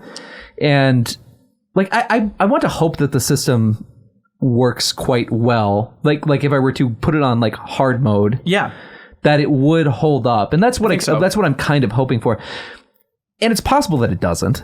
It's possible that it does. I mean, so many people love playing hard mode for Remake that I'm sure Rebirth is going to be the same on that front. But on the last point of just like kind of like breaking it in an interesting way is like that whole ability, like they're giving them out like candy early on of like, here you go. If you want an elemental ability that doesn't use any MP, it's just going to be on the folio board for you. You can unlock that. And basically you have all materia at all times and it doesn't cost MP with abilities. Which is like, that is such a game-breaking way to look at this. The downside of it is that you don't get the notch for your synergy ability if you use it. Okay. So I end up never using it unless I don't use them either. I need it to help stagger one of the enemies for the quest. I don't even take those, actually. Like Really? Yeah, I unspec out of them because it's just like, I think that trade-off, I like those synergy abilities, and so I found myself like not using those ever. But it's and so I helpful out of for them. like just when you're assessing an enemy. It's like, okay, Blizzard's the only thing that can hurt this enemy, and it's like, okay, who has a Blizzard spell? It's like everybody has a Blizzard spell. Like, everybody having a weakness at all times. Yeah. Is kind of nice. Tifa, because she started with ice. Tifa has, yeah. No, I understand. Like that's the sacrifice that I make. Is there's once in a while where I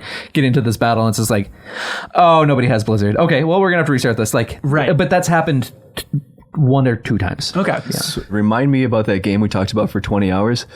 Yeah. Were folios in Remake? No.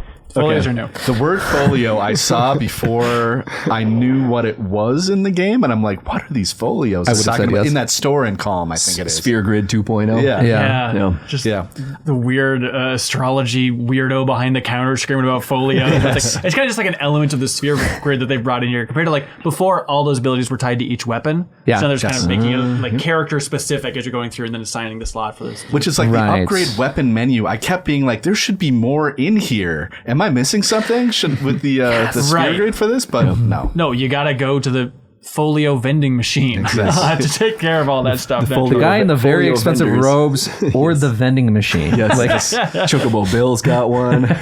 Those stores are brick and mortar is gonna be gone for that stuff. I really like that jumping ahead to Chocobo Bill and the Chocobo Farm, if we can. Well, I want to stay on combat a little bit longer. Since we're right here in the systems area. Let's see. Ben R says, I want to shout out the enemy skill materia.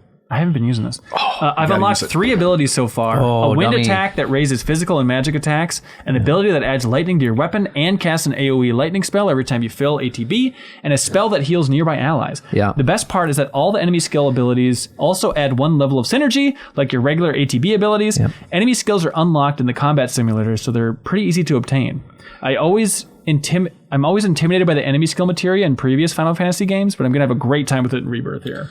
Yeah, they give you, it's because they limit the ones you can get, and they're super useful. I've been leaning on those really heavily. Really? Okay, I gotta do it. Plasma discharge one? Yeah. Do you use that? Is that the lightning one? Yes, that's the... It's not gross. It's natural. So that's the one where I think it infuses your weapon with lightning, and then every time that you have like your ATB charge goes up, there's just a lightning explosion, an AoE lightning explosion around. So it's constantly happening. Like as you're just like hitting things, it's just like lightning explosion, and then you just can like use an ability. Yeah. It's great. Yep, really powerful. Ryan A. over on Patreon, they say, as a fan of Red 13, I just want to give a huge shout out to how good he feels to play.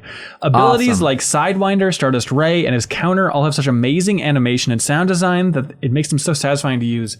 Kudos to the team for continuing to make characters that feel distinct, but not overwhelmingly different. I've been stacking all the block-related materia on him, and he's been such a monster lab rat dog so far. Yeah, they all do feel really unique.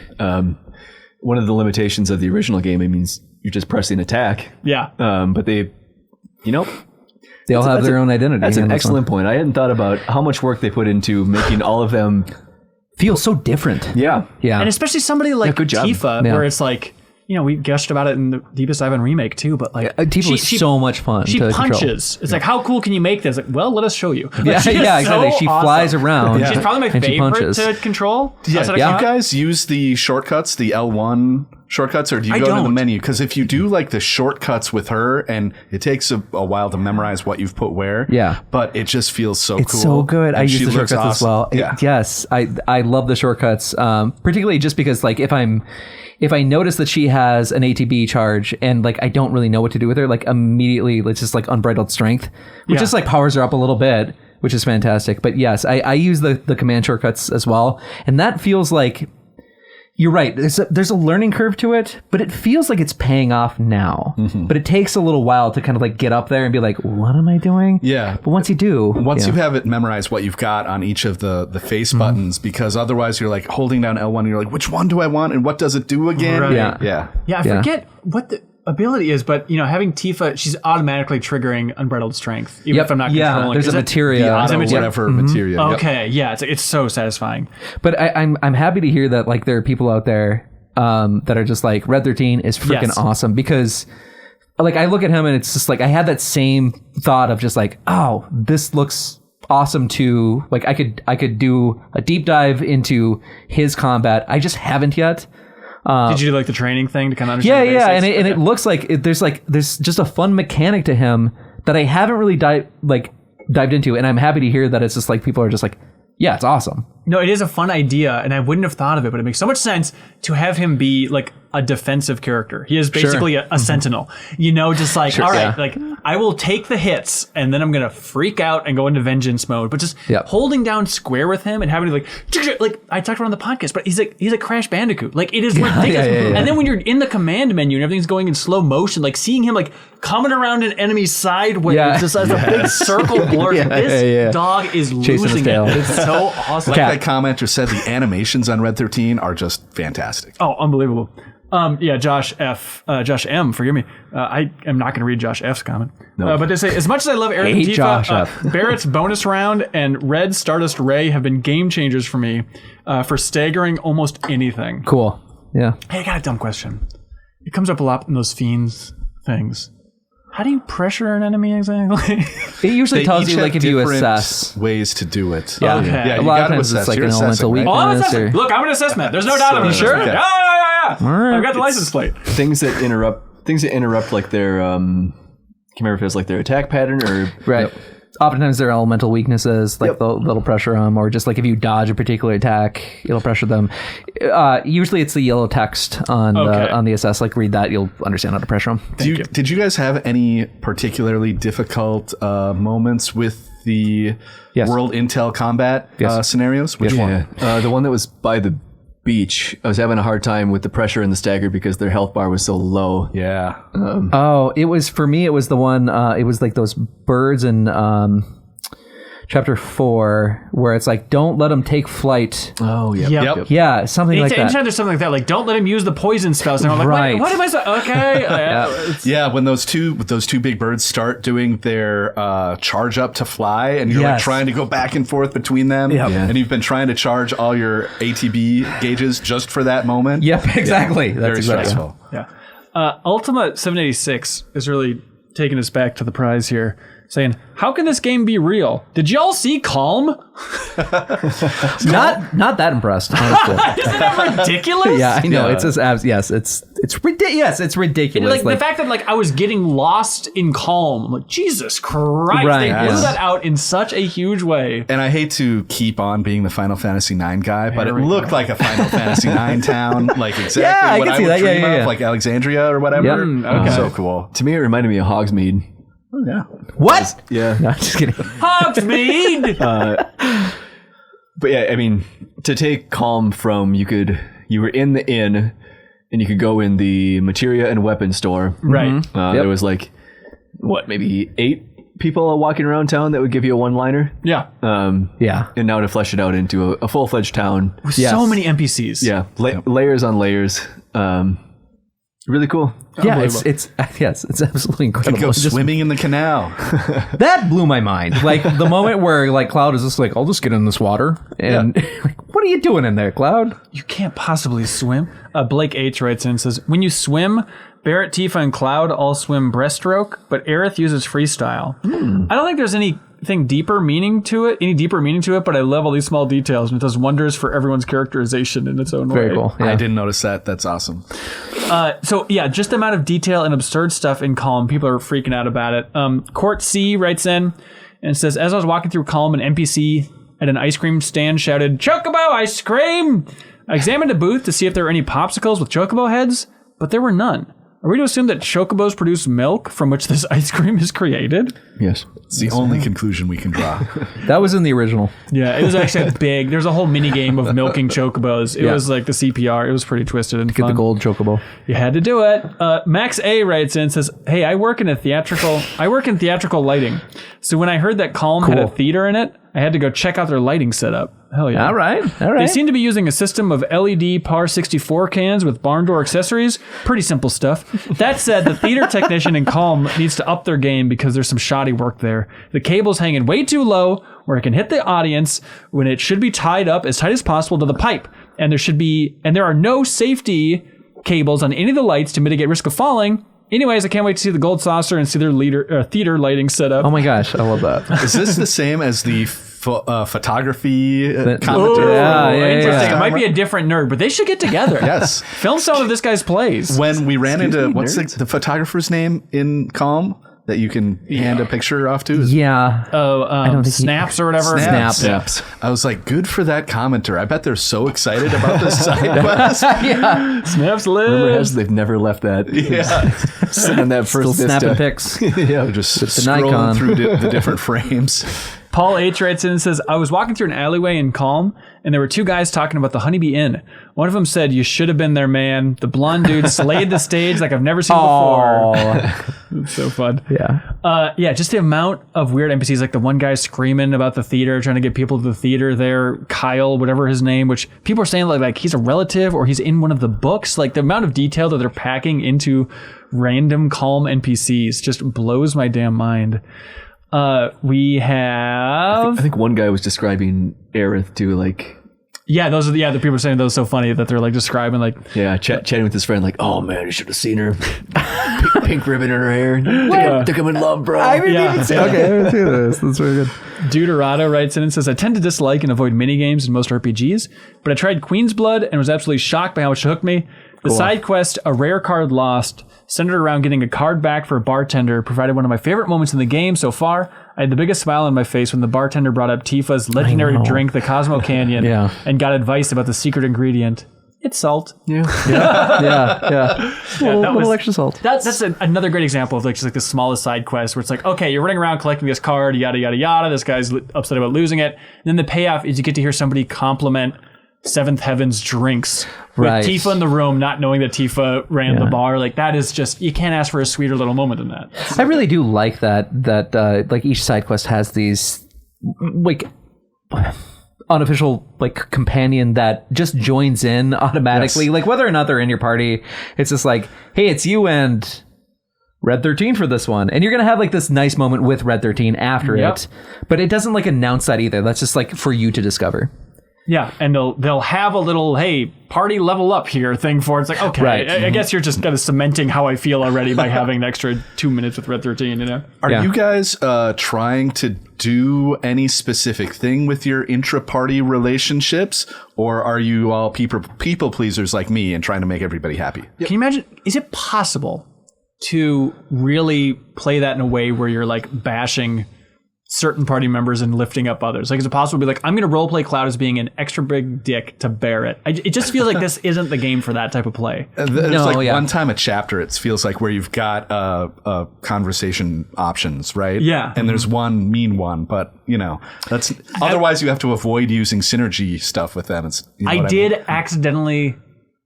Because the timer goes so fast. Am I alone in that? No, you're not. Okay. A couple times I've been like, oh, what? I'm a fast reader, and still like, oh, I am not. And I accidentally said something mean to Red 13 in the hotel. Aww. And the last save I had was like hours ago. I wanted to throw my PS5 out the window. Like, of all the characters, the idea of being a dick to Red 13 in this moment is unacceptable. I didn't know that's how you felt. Time for me to put out my tail and go home.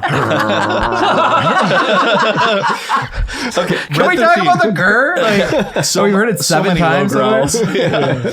I also like Red 13 is like the smart guy of the party, right? Yeah. But then occasionally he'll say something like, the only way off this continent is by air or by water. Like, wise creature. Where do you get your ideas from? Good point. It's good point. But I do love just the little moments, like in Kalm, especially with your party.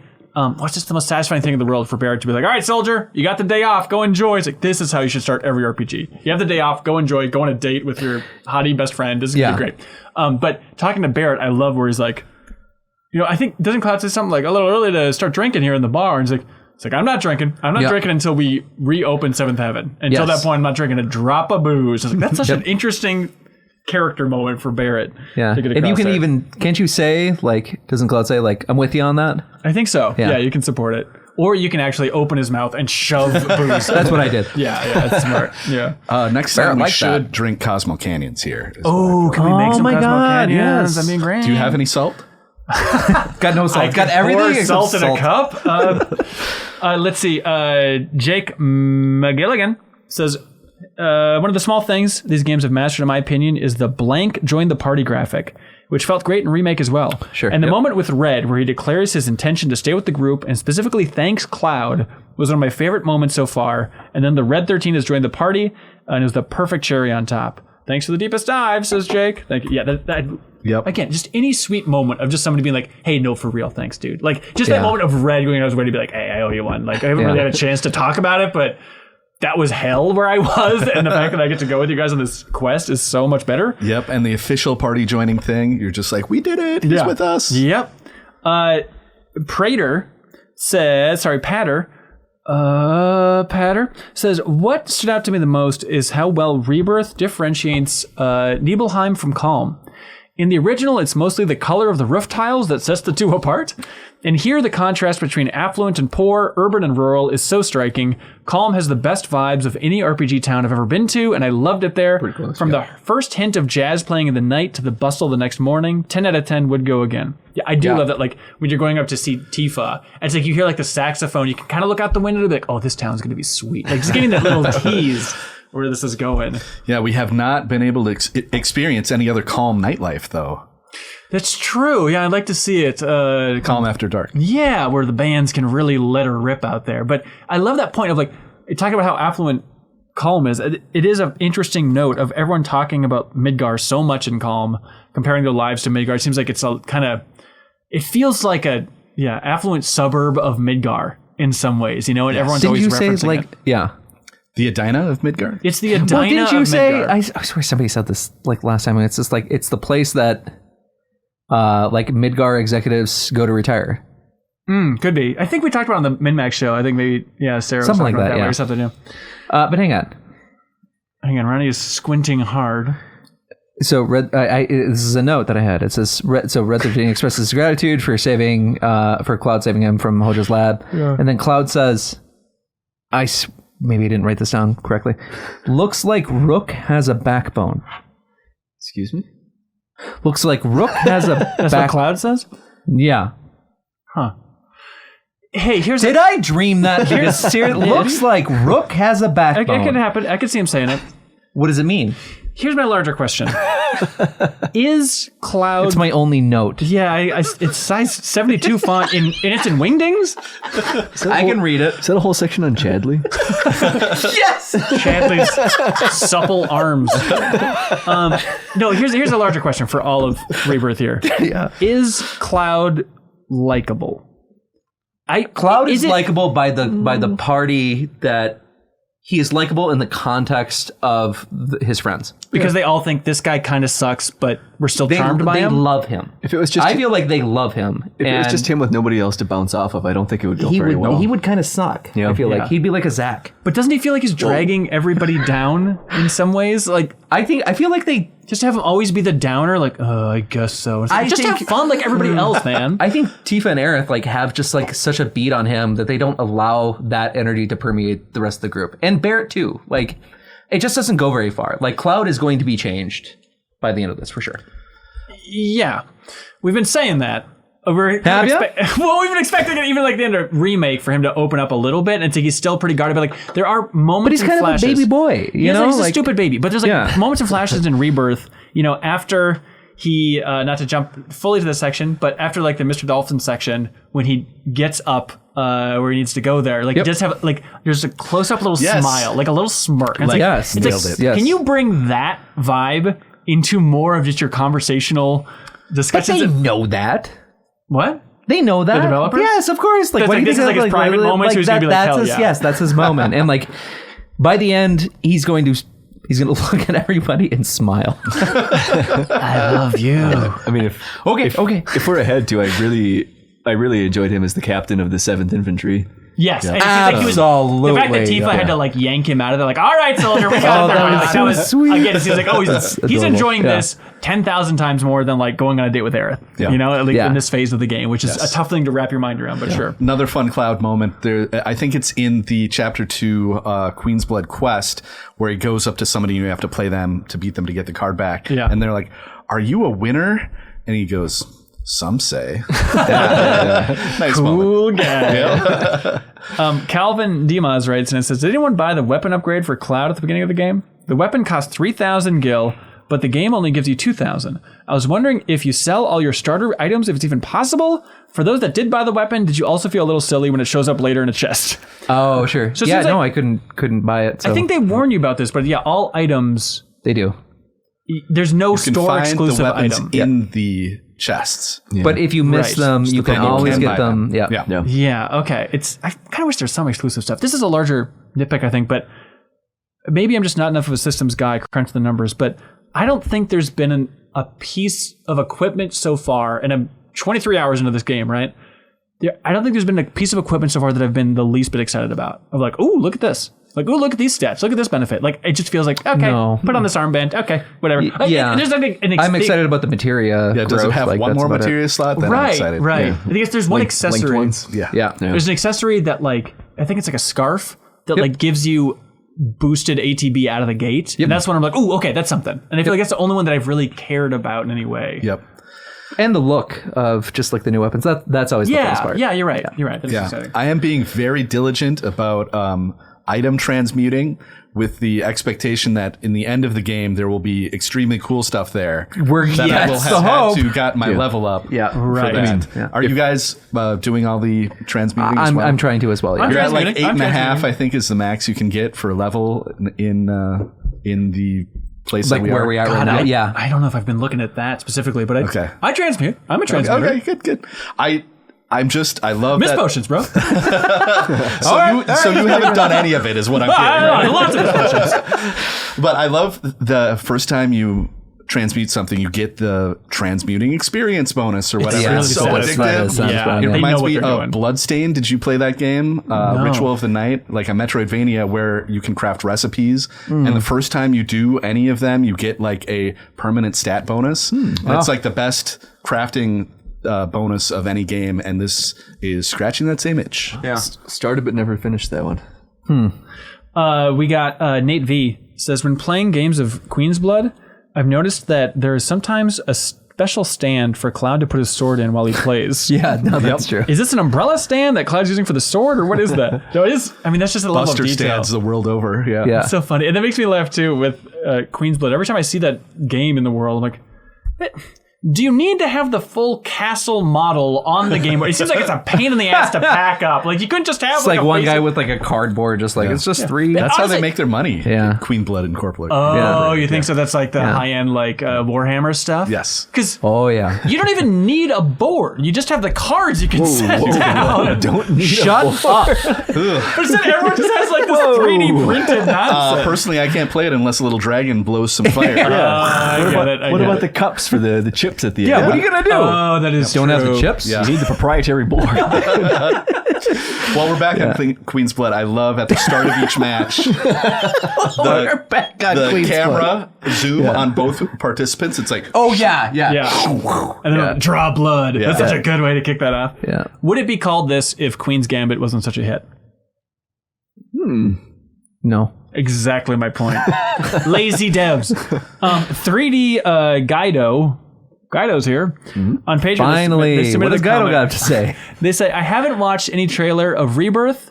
Yeah. That's so fascinating. Even though I played the original Final Fantasy VII countless times. So can you imagine not seeing a single trailer and going into this? And they say, you can free roam the map? Yeah. Yeah, you can. They say, Sarah, Podzorski, Sephiroth is all yours. I don't have time for that guy anymore. Chocobo Farm, here I come, says 3D Guido. Yeah, that would be so satisfying to go in completely blind. I'm like, oh my God. And especially that Grasslands area, it's like, it's bigger than you think. Yeah. Yeah. And I think I was a little bit pessimistic about it based on my demo, because it was in the Grasslands area. But like, imagine the Grasslands What was your area. demo? It was Clouds Past, and then Kalm, and all. I guess it was like all of Chapter 2. But imagine doing all of that in a 4-hour window. And so like Sure. Clouds Past, it was like, that's like hour and a half at least. Kalm was like another hour and a half. And then at that point I have like 30 minutes or 40 minutes for all of Chapter 2. And it's like, so it did just you made no not sense. unlock the Chadley I got quests? the Chadley Tower. Oh, okay. Yeah, but then it was like I was just gunning for Mog House, and that was basically it. And I didn't have that full Gunning system. for Mog Yeah, but House. like you need. I mean, I spent 10 hours in. I was at the 10-hour mark, I think, when I finished Chapter 2. Like I spent so much time just soaking that in, and like it adds so much more, and like it's such an easy.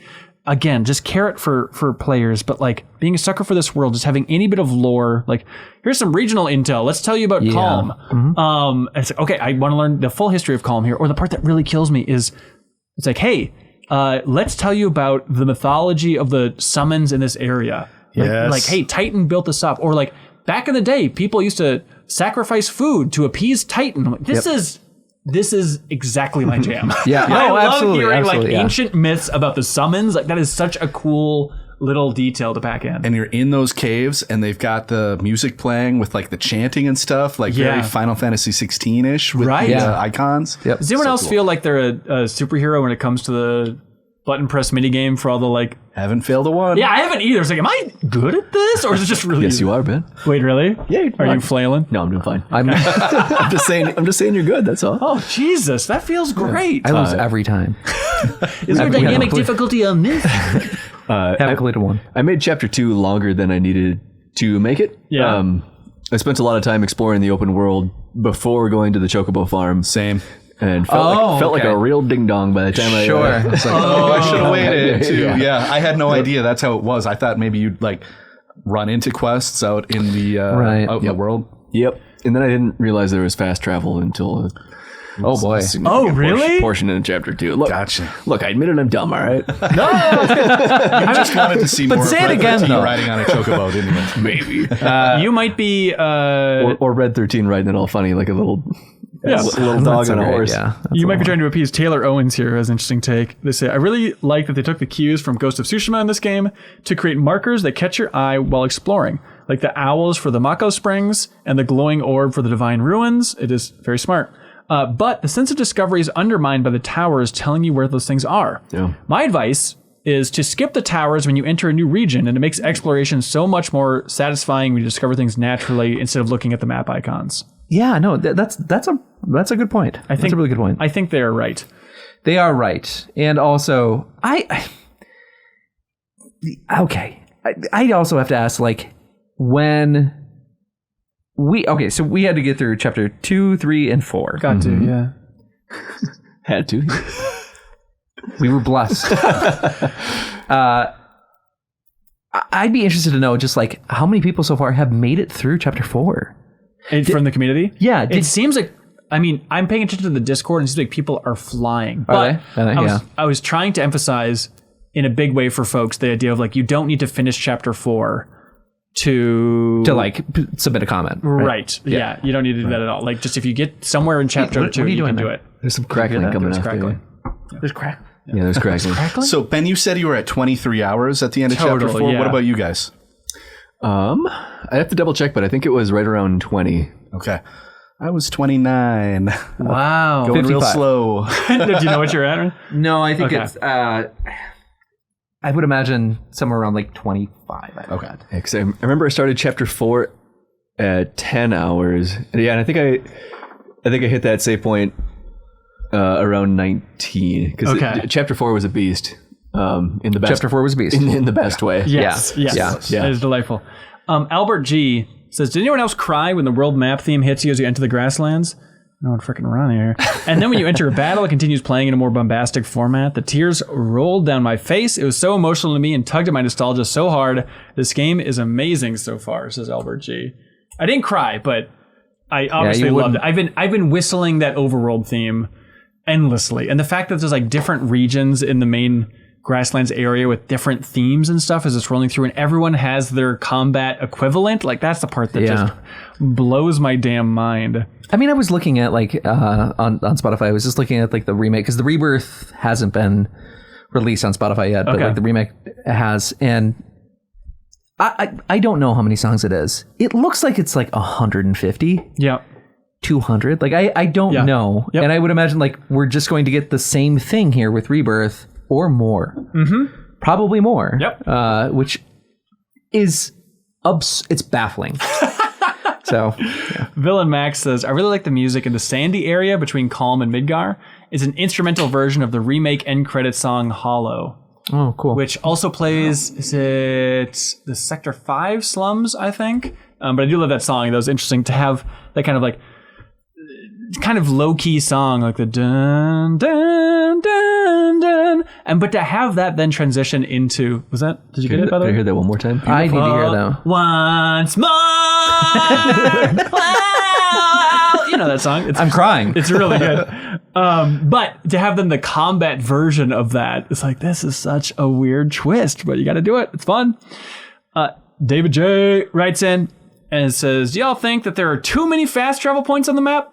Between the buildings and the chocobo stops, it seems like overkill. Maybe there will be less of it as the game goes on, but I wouldn't mind actually having to walk places occasionally. You know, I don't know. For me, I've noticed that like even if there was like a space where like I needed to fast travel or to travel down like via chocobo, it still feels like really fast on a chocobo to like get from point A to point B. Unless you're climbing a wall. Unless you're climbing a wall, then No, it's but they then give it's you a then it's boost option. If you hit that, it's at least 5% faster. Easily 5%. Yeah. It is fun to go down the walls as a chocobo. sliding down, grinding down walls on a chocobo. I was kind of disappointed, like when I first got that. It's like, okay, they have that big place where you can go up at first. But then I was trying to get someplace else, and I'm like, well, time to walk up this mountain. It's like, no. You got to go certain areas, then you can walk up these certain slopes. Otherwise, the bird does not know at all what's going on Thank here. God for spray paint. Hey, look, I think it's important. People wrote in about it. Yep. Cho Kevchinsky says, for all of these no yellow paint people, I'm looking at you, Graham. Hey, what's up? I spent at least 5 minutes wandering around the swamplands trying to figure out how to get up the aqueduct to get to the Titan materia before I found the unmarked handholds to climb up one of the sides. This is the world you want, people. Congratulations. You and me both, brother, and I liked it. Whoa! Confuse me, spin me around. Don't tell me where to go. That's good gaming. No, I did legitimately walk around a little bit until I found those handholds, and I'm fine with it. I don't know. The yellow jumping just doesn't do it for me. Yeah. Leif writes in, very appropriate name. They say, so that baby chocobo is pretty damn adorable, right? You gotta pet it every time. Big leaf on its butt. Yeah, I guess. I don't look at his butt. I look in the baby chocobo's eyes because I'm an adult man. Since we're on chocobos now, Yeah. I read 13. the little chocobar girl's name as Chloe when we were playing the original.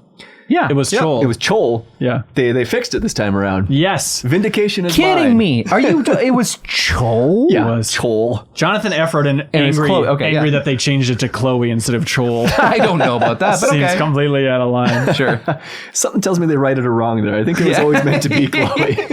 Chol has a ring to it. Beautiful name. Chol. Chaz Cheeto writes in and says, Cholbobo. so Chocobo Bill really tells Cloud that he has a love shack down by the swamp and offers to let Cloud use it? Does he ever? The implication being he can spend some time with Tifa and Aerith there? That sure was something. Yeah. Oh, yeah. I love his. Oh, I remember what it's like to be young and in love. Yeah, I got a place for you. You're looking for a place to kiss the neck of those women. Oh, yeah. Both of them. I remember what that was like. And what's the dog here for? No, I love Chocobo Bill. Like, I had to go back and look at that cutscene again. I'm like, did he have that much personality from that tease when we saw him at the end?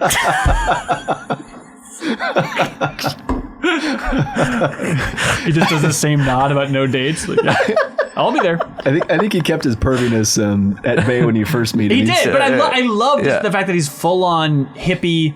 But then also everything in this area just has that shadow of like, we fought in the war, it kind of messed us up, but now, now we're just kind of hippy dippy lovers. Hey, come on, go ahead. Here's a chocobo. Have a good time.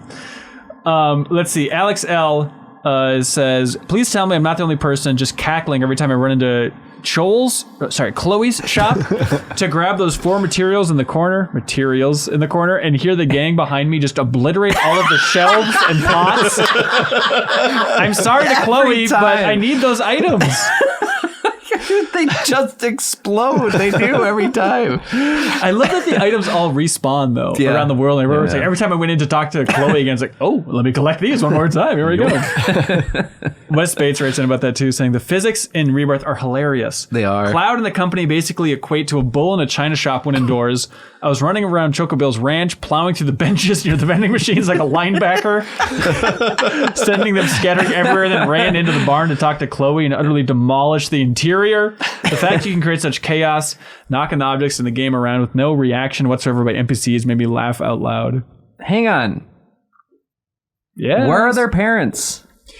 So, Liam Shami writes in and says, I really love the extra dialogue choices available throughout the main story. Yeah. I know I was caught off guard when the innocent flower crown quest turned on its head when Chloe seemed to imply that Chocobo Sam from Remake might have killed her and Billy's parents. Killed or kidnapped his parents? Like, I have no idea. Billy even says that if Sam found out they knew about that story, their ranch would be done for. Yeah. Who would have thought that a seemingly one-off NPC from the first game would have such a dark turn? What a weird thing that they just vilify Sam Elliott from.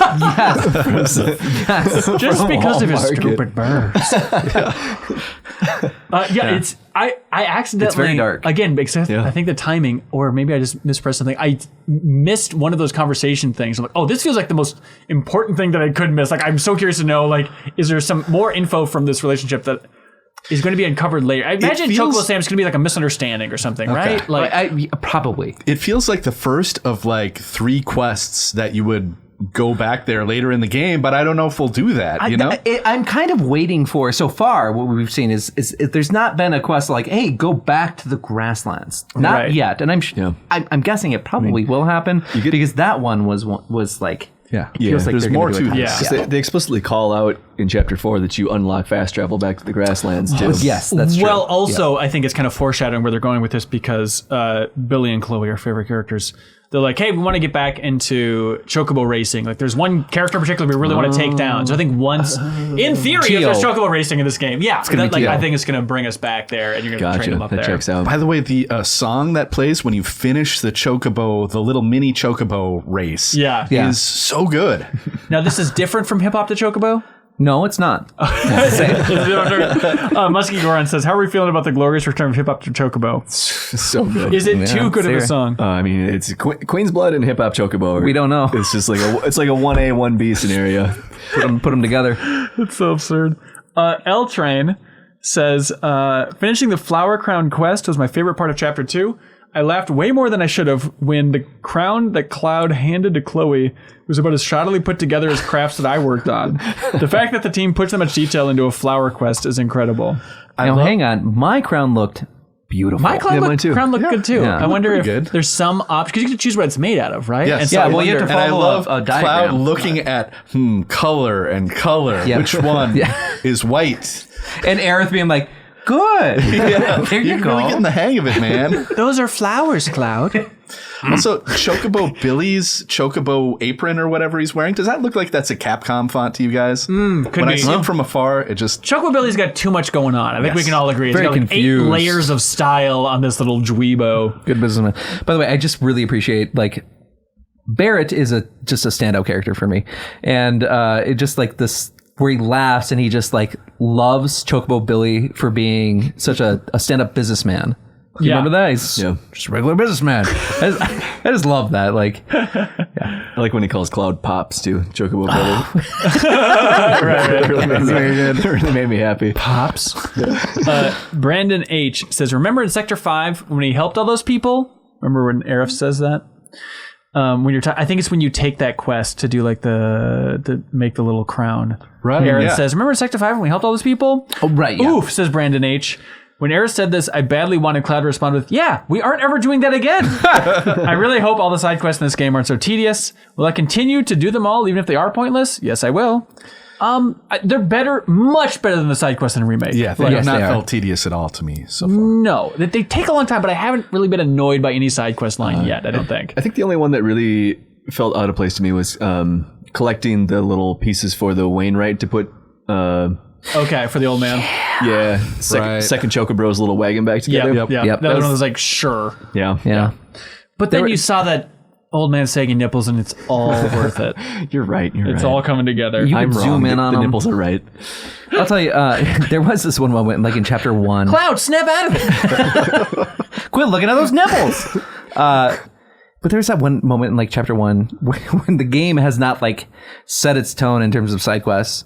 But in chapter 1, like in somewhere in Nibelheim, Excuse me. Old nipple. Nipples.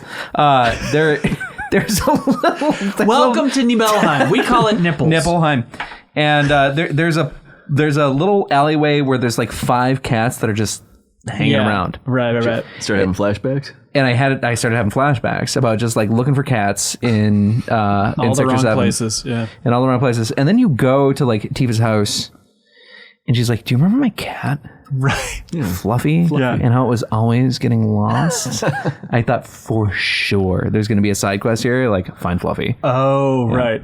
I'd appreciate if when you told me the story, this thing that happened 5 years ago, you also told me how you found Fluffy and rescued the cat. Oh, yeah, okay. But I do love that. I mean, that's, again, just that little poke from Tifa. What was my cat's name? Hotshot? You know, it's like, that's it's so like fun. Fluffy, yeah. I'm going to go with, what is in Terminator 2, what does he say? Come on, Ross. Your Which 90s part of credits. I'll be back? What Terminator That's 2 it. line are you talking about? Hasta la vista, baby. No, remember where it's like, what's your dog's name? Wolfie. Remember? Oh, yeah. I wasn't trying to quiz you. I remembered it as I was explaining. It's like, remember? And he's like, is Wolfie okay? Yeah, Wolfie's just fine. Your parents are dead. Oh, right. Are you pulling a Tifa on me? Are you trying to see if I... Tifa 800? Yeah. Anyways, Sam Evans. That's for the fans out there. Come on. Sam Evans writes in and says, are we going to brush past the fact that Chadley, on top of creating gods and clones of himself, can also read minds? Can we just like, how about this? What if we did this? I think it'd be really funny. Like we did the deepest dive, Right. but we don't talk about Chadley at all. Why not? We just skip completely over Chadley. Like, what have we done? Would it be a worse conversation, honestly? I mean, it is true that like every other conversation podcast, like that character is annoying. It's like, Yeah, what sure. are we going to add to that? But really? I do think there's something inherently funny about taking the annoying character from Remake, and it's like, he is going to be defining Guess what? every part of this open world, which is going to be 70% of the game for you. And he's doing it in a 1920s Boy Scout. And he's a cyborg. And I should say, I don't hate Chadley. I really don't. He's fine. He's serviceable. Yep. But he's also just like, I've heard otherwise. don't. Not like but really, it's just like he's not super interesting. Right. And I think like that. this is the stand you're making? That's the most damning evidence that we have. It's just like it's not the greatest thing to talk about. It's just like this is like the person that's just like kind of narrating your side quests through this. It's fine. It is weird when you have to take out the little PlayStation portal every time just to look at like his his face badly that does synced not face. work. It Yeah. just does nothing for you. Yeah. Yeah. I will say that I always like the dynamic of taking a character that is annoying and making a character even more annoying that annoys that character. You know what I mean? That's true. There's something Did you there, see yeah. the newest Flash movie? Yes. Where Flash is the annoying one, and then he finds an even more annoying version of himself. That Right. annoys Okay, him. yeah, It's a that's- Scrappy Doo yeah. phenomenon, I think. Yeah. Yes. So, look, we don't have to talk about Chadley. Look at all these comments. Okay, apparently we have to talk about Chadley. No, people are obsessed with an idea of like, is he in our head? Remember when? Because he's like, oh, Cloud, I'm studying your face, and I see you saying, who the is this little guy again? Like, he has right. some line like Yeah, that, yeah. right? And so everyone's like, can he read us? Like, no, he's just an android made by Hojo, which you learned about. People are really confused about that as well. But Yeah. they say that once you beat all of the VR combat sequences in Remake, then he says, by the way, Hojo made me, bye. So I love that out of the gate now. He's like, by the way, I was made by Hojo. We're going to have fun here. Okay, bye. There's something interesting there to dig into with him now creating his own creation. Spencer Botine writes in and says, as if Cloud and Friends' situation couldn't get any more dire, they now have to deal with the return of Chadley and his infamous combat simulator. But wait, there's more. He's now forced upon us a new device, the Chad module. Yeah. Just call it Chadley's unit, you cowards. Which gives him the ability to thrust his putrid face upon us at any moment he desires. On top of that, he's created a female clone of himself who is somehow just as obnoxious. Okay, look, a lot of face. people I have... didn't expect to be doing this so much in the game. Here's Like holding the controller up to my ear. yeah. Oh, I turned it off Here's kind of an immediately. I interesting. wanted nothing to do with it. I hate it so much. Is there somebody that wrote in about Chadley that has a compelling argument for as to why he might be an interesting character? Hang on. Control F. Chadley interesting. I guess. Okay. Yeah, all right. I just wondering. So that's your challenge for next week. I don't want to invite You're upsetting contrarianism. Like, millions you know what of I mean? Chadley fans. There's none of them. There's nobody that's gonna be like, I'm a Chadley fan. Like, nobody's gonna say that. But there I'm are a probably Chadley fan.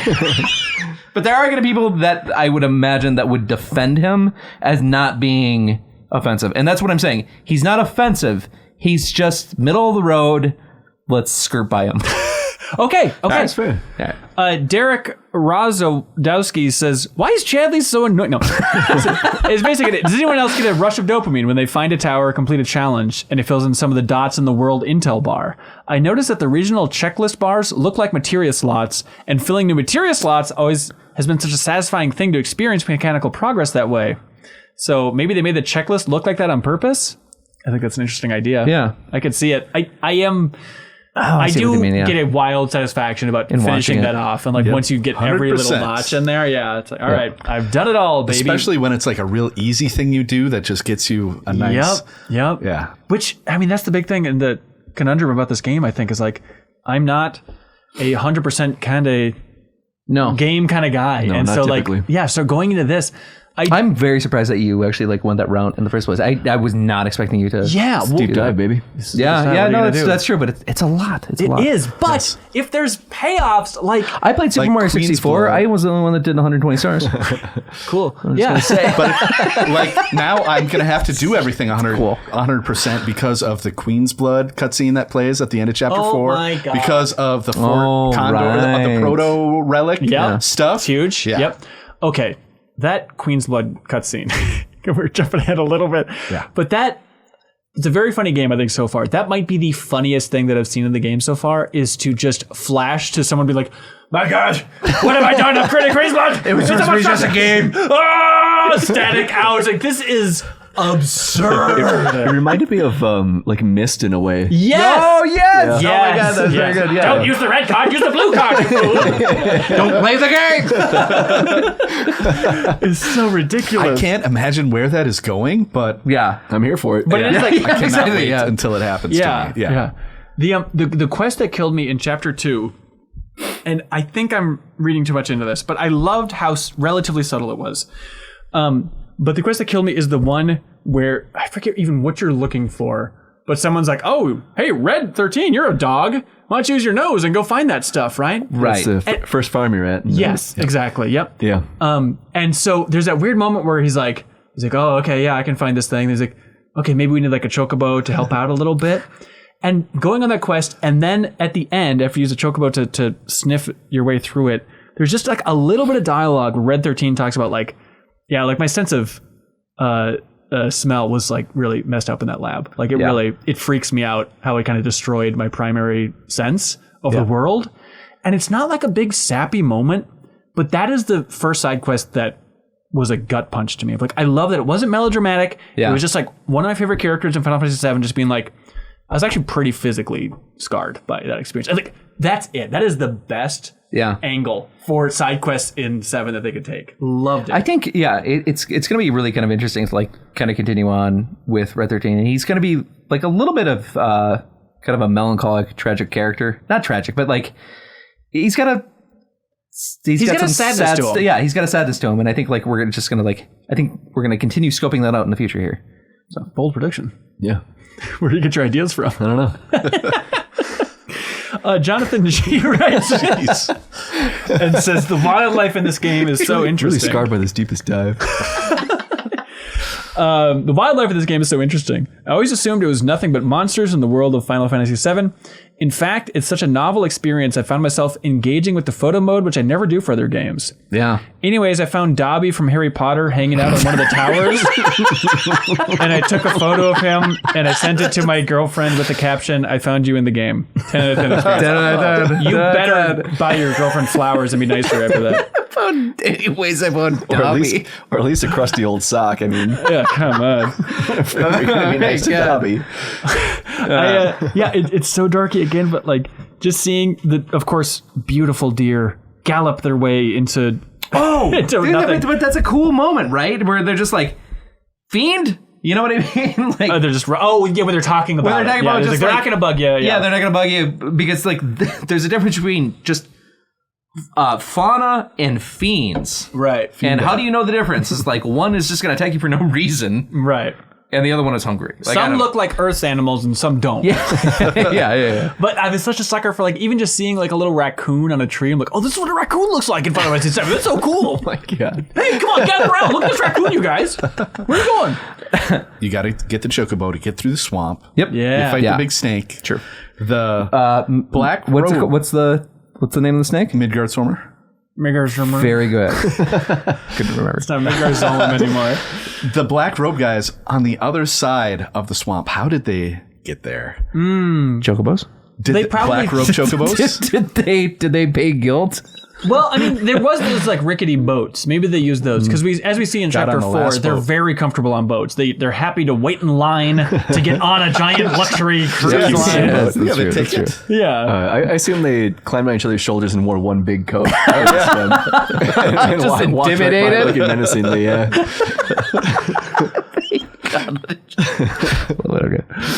Let's see. Travis Maniac says, I think I prefer the OG version of the Midgar Zolom / Midgar Zermer. We obviously can't get the same impact here since we haven't really seen Sephiroth. Since we have seen Sephiroth plenty at this point. But seeing that big snake impaled on the tree really set the tone for how unstoppable Sephiroth was at this point in the story.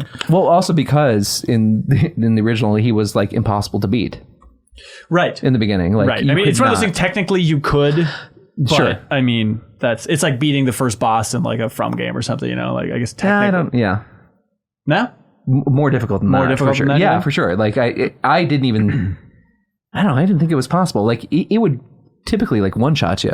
Yeah. So it is, that entire sequence is so wild. Having Cloud. Okay, first of all, there is something silly about, compared to the original, where it's like, yeah, you see Sephiroth has impaled the snake. The end. It's like, oh my God, did Sephiroth do this? The classic meme, right? Yeah. Everybody loves it.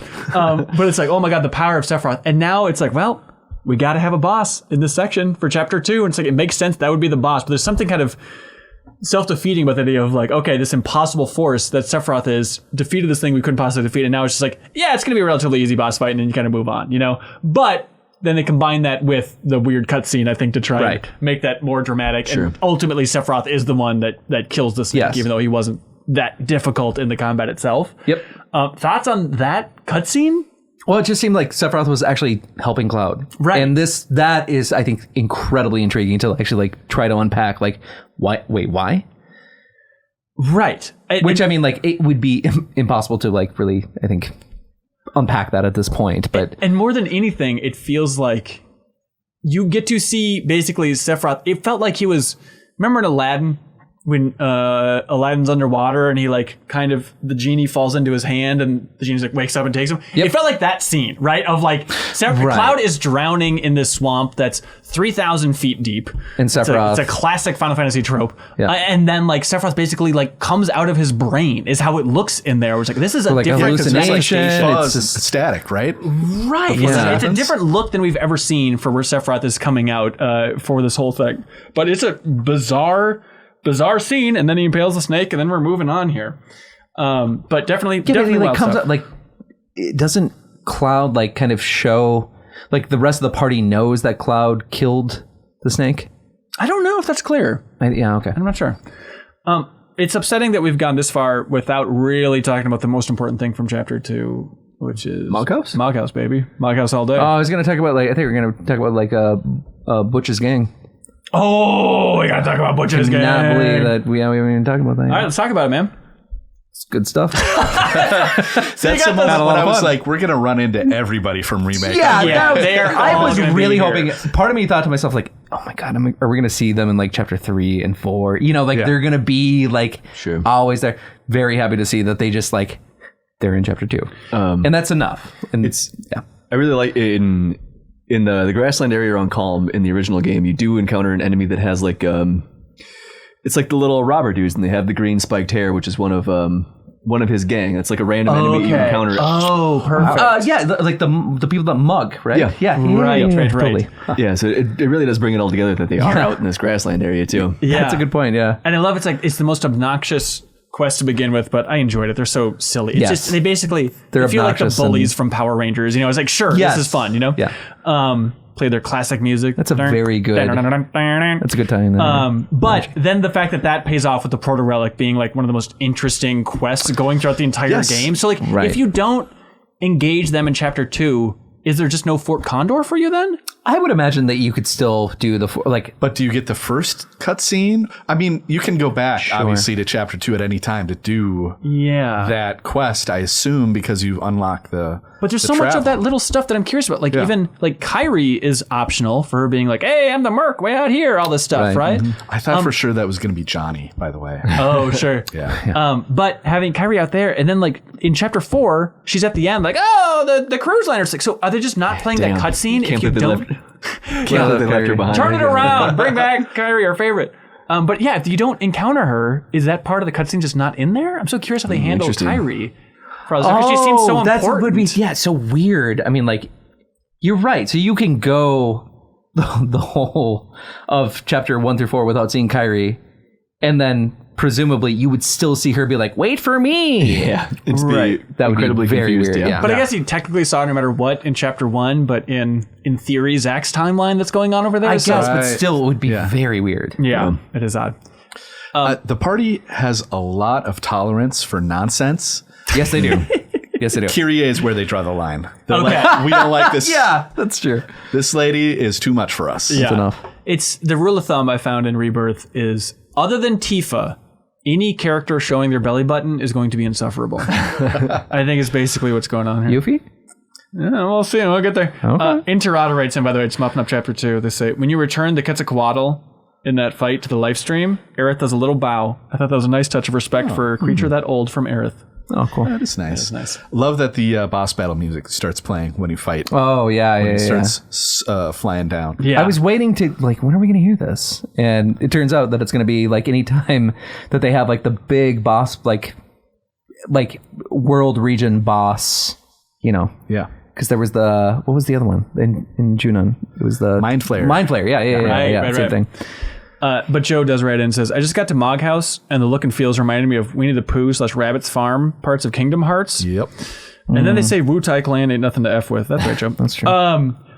Moghouse. I love that there's multiple of them. You're going into a weird mystical world. Terrifying. Tripping out. The actual inside, it's just all right. Yeah. Like, there's very little sex involved. yeah. And it's Super upsetting. unsettling. I'm sick of modern media being so chaste.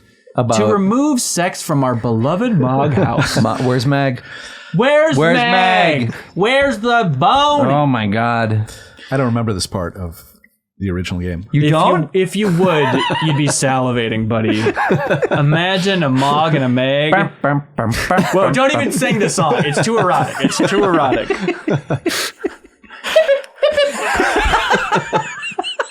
You basically feed a Mog a couple nuts and then it wants to have sex. That's it. Yeah, you feed him so he can take flight to impress the female. Yeah. And they go into the Mog house and They things go wild in there. It's one of the greatest minigames of all time. It's a 30-minute scene. Yeah, it's actually obnoxious how long it goes on. Can't skip it.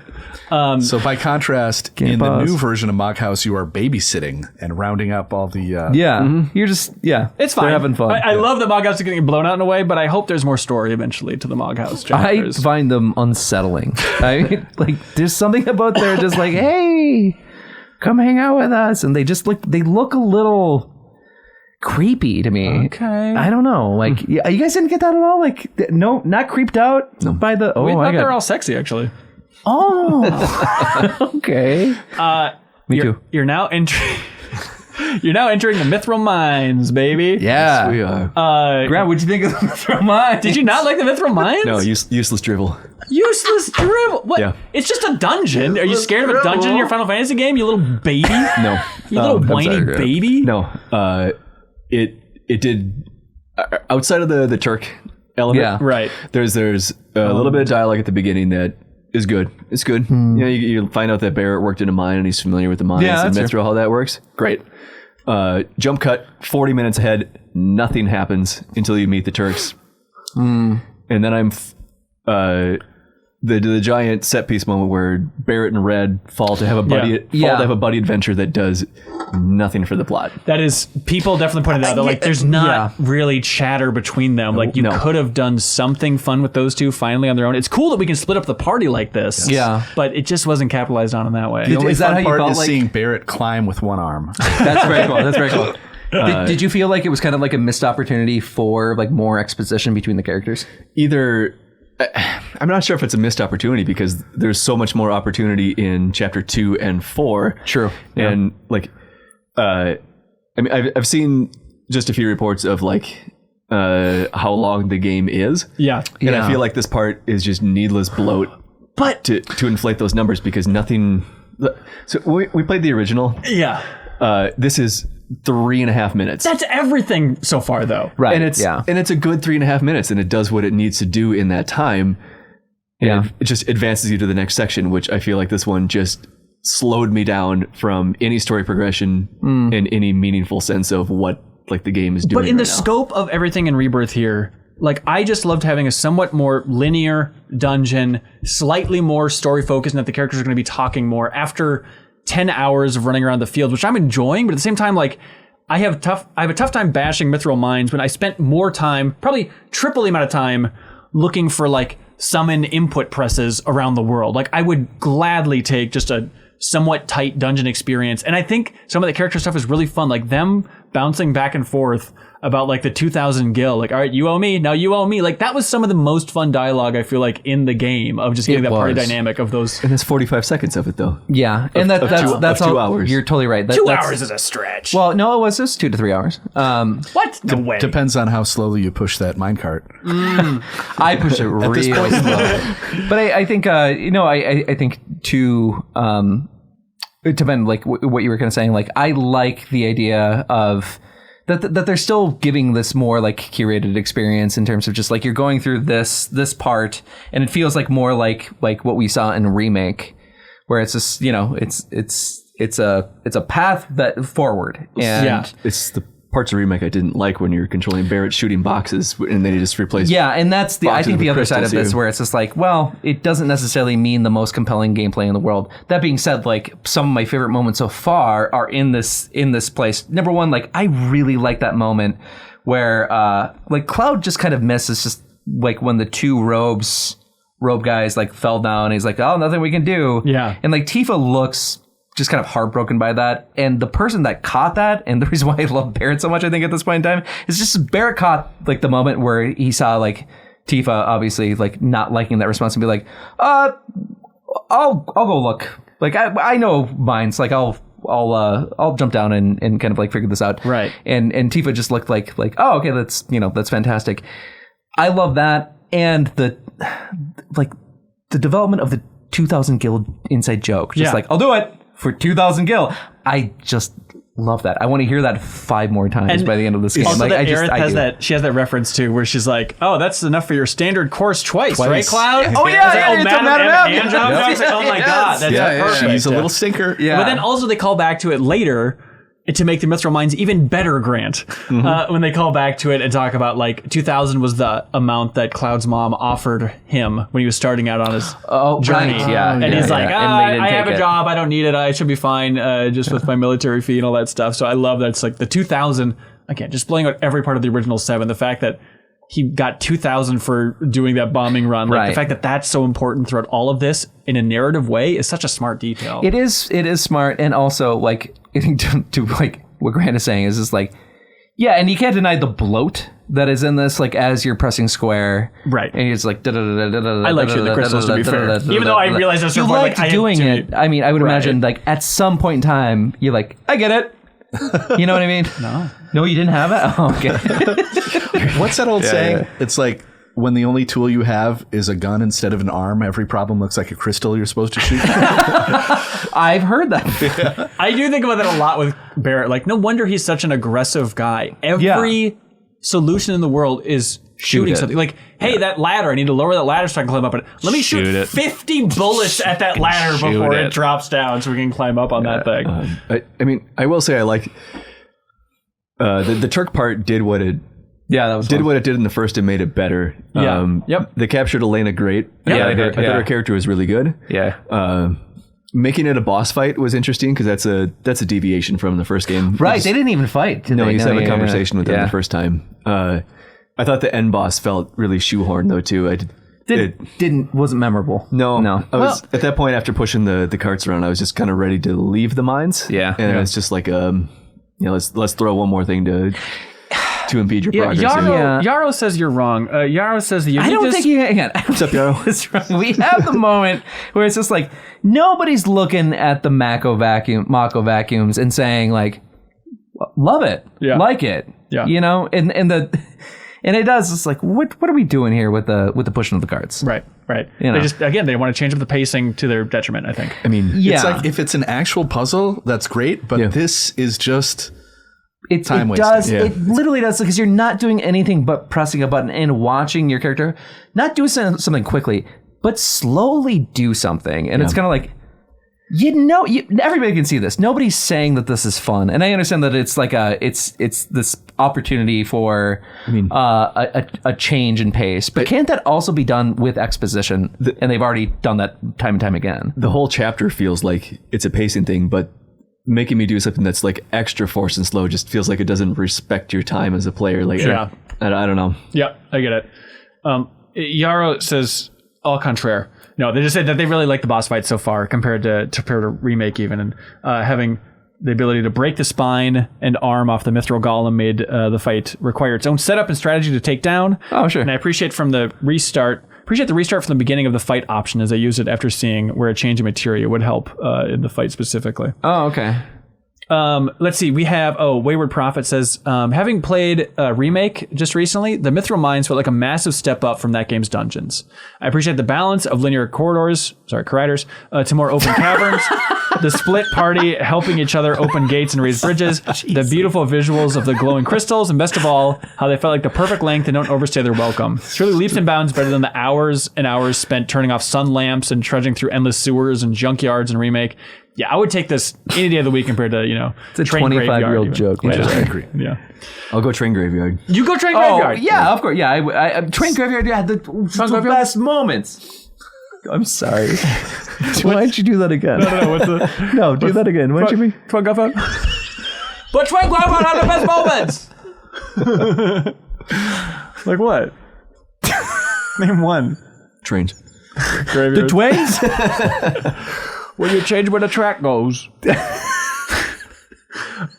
So, do you have a point or do you want to laugh? All right. Chadley rules 69. Red cool. Stop making it up. Chadley. Is that for real? Yeah. Okay, I retract everything I said about Chadley. Let's talk about Chadley. Cloud, try my 69 simulator.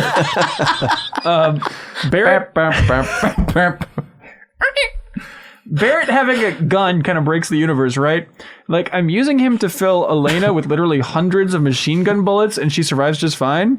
But Seng shows up and points a pistol at us, and we have to feel threatened by that. Yeah. I mean, it's kind of the same with President Shinra with that gun in Remake. It is so confusing and odd. But I do love that they're like, the Turks are in the cave, you're hiding, and then at a certain point, Tifa's like, those assholes. And it's like, hey, who's talking over there? And Cloud immediately is like, all right, it's us. Like, you guys are supposed to be renegade terrorists. You're blowing it at every opportunity. But then I think it's cool then to have the Turks be like, honestly, we don't even care about you. Like, we got so much other stuff to worry about.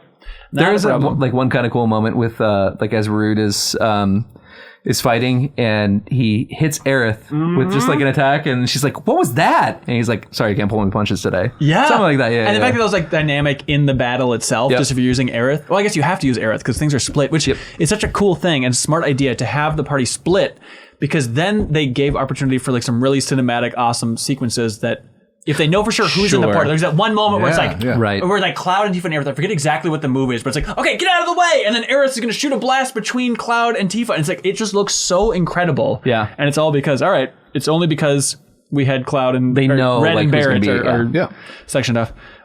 Nick W says, assessing Elena and Rude reveals they are pressured if you attack them when they're using their synergy skills.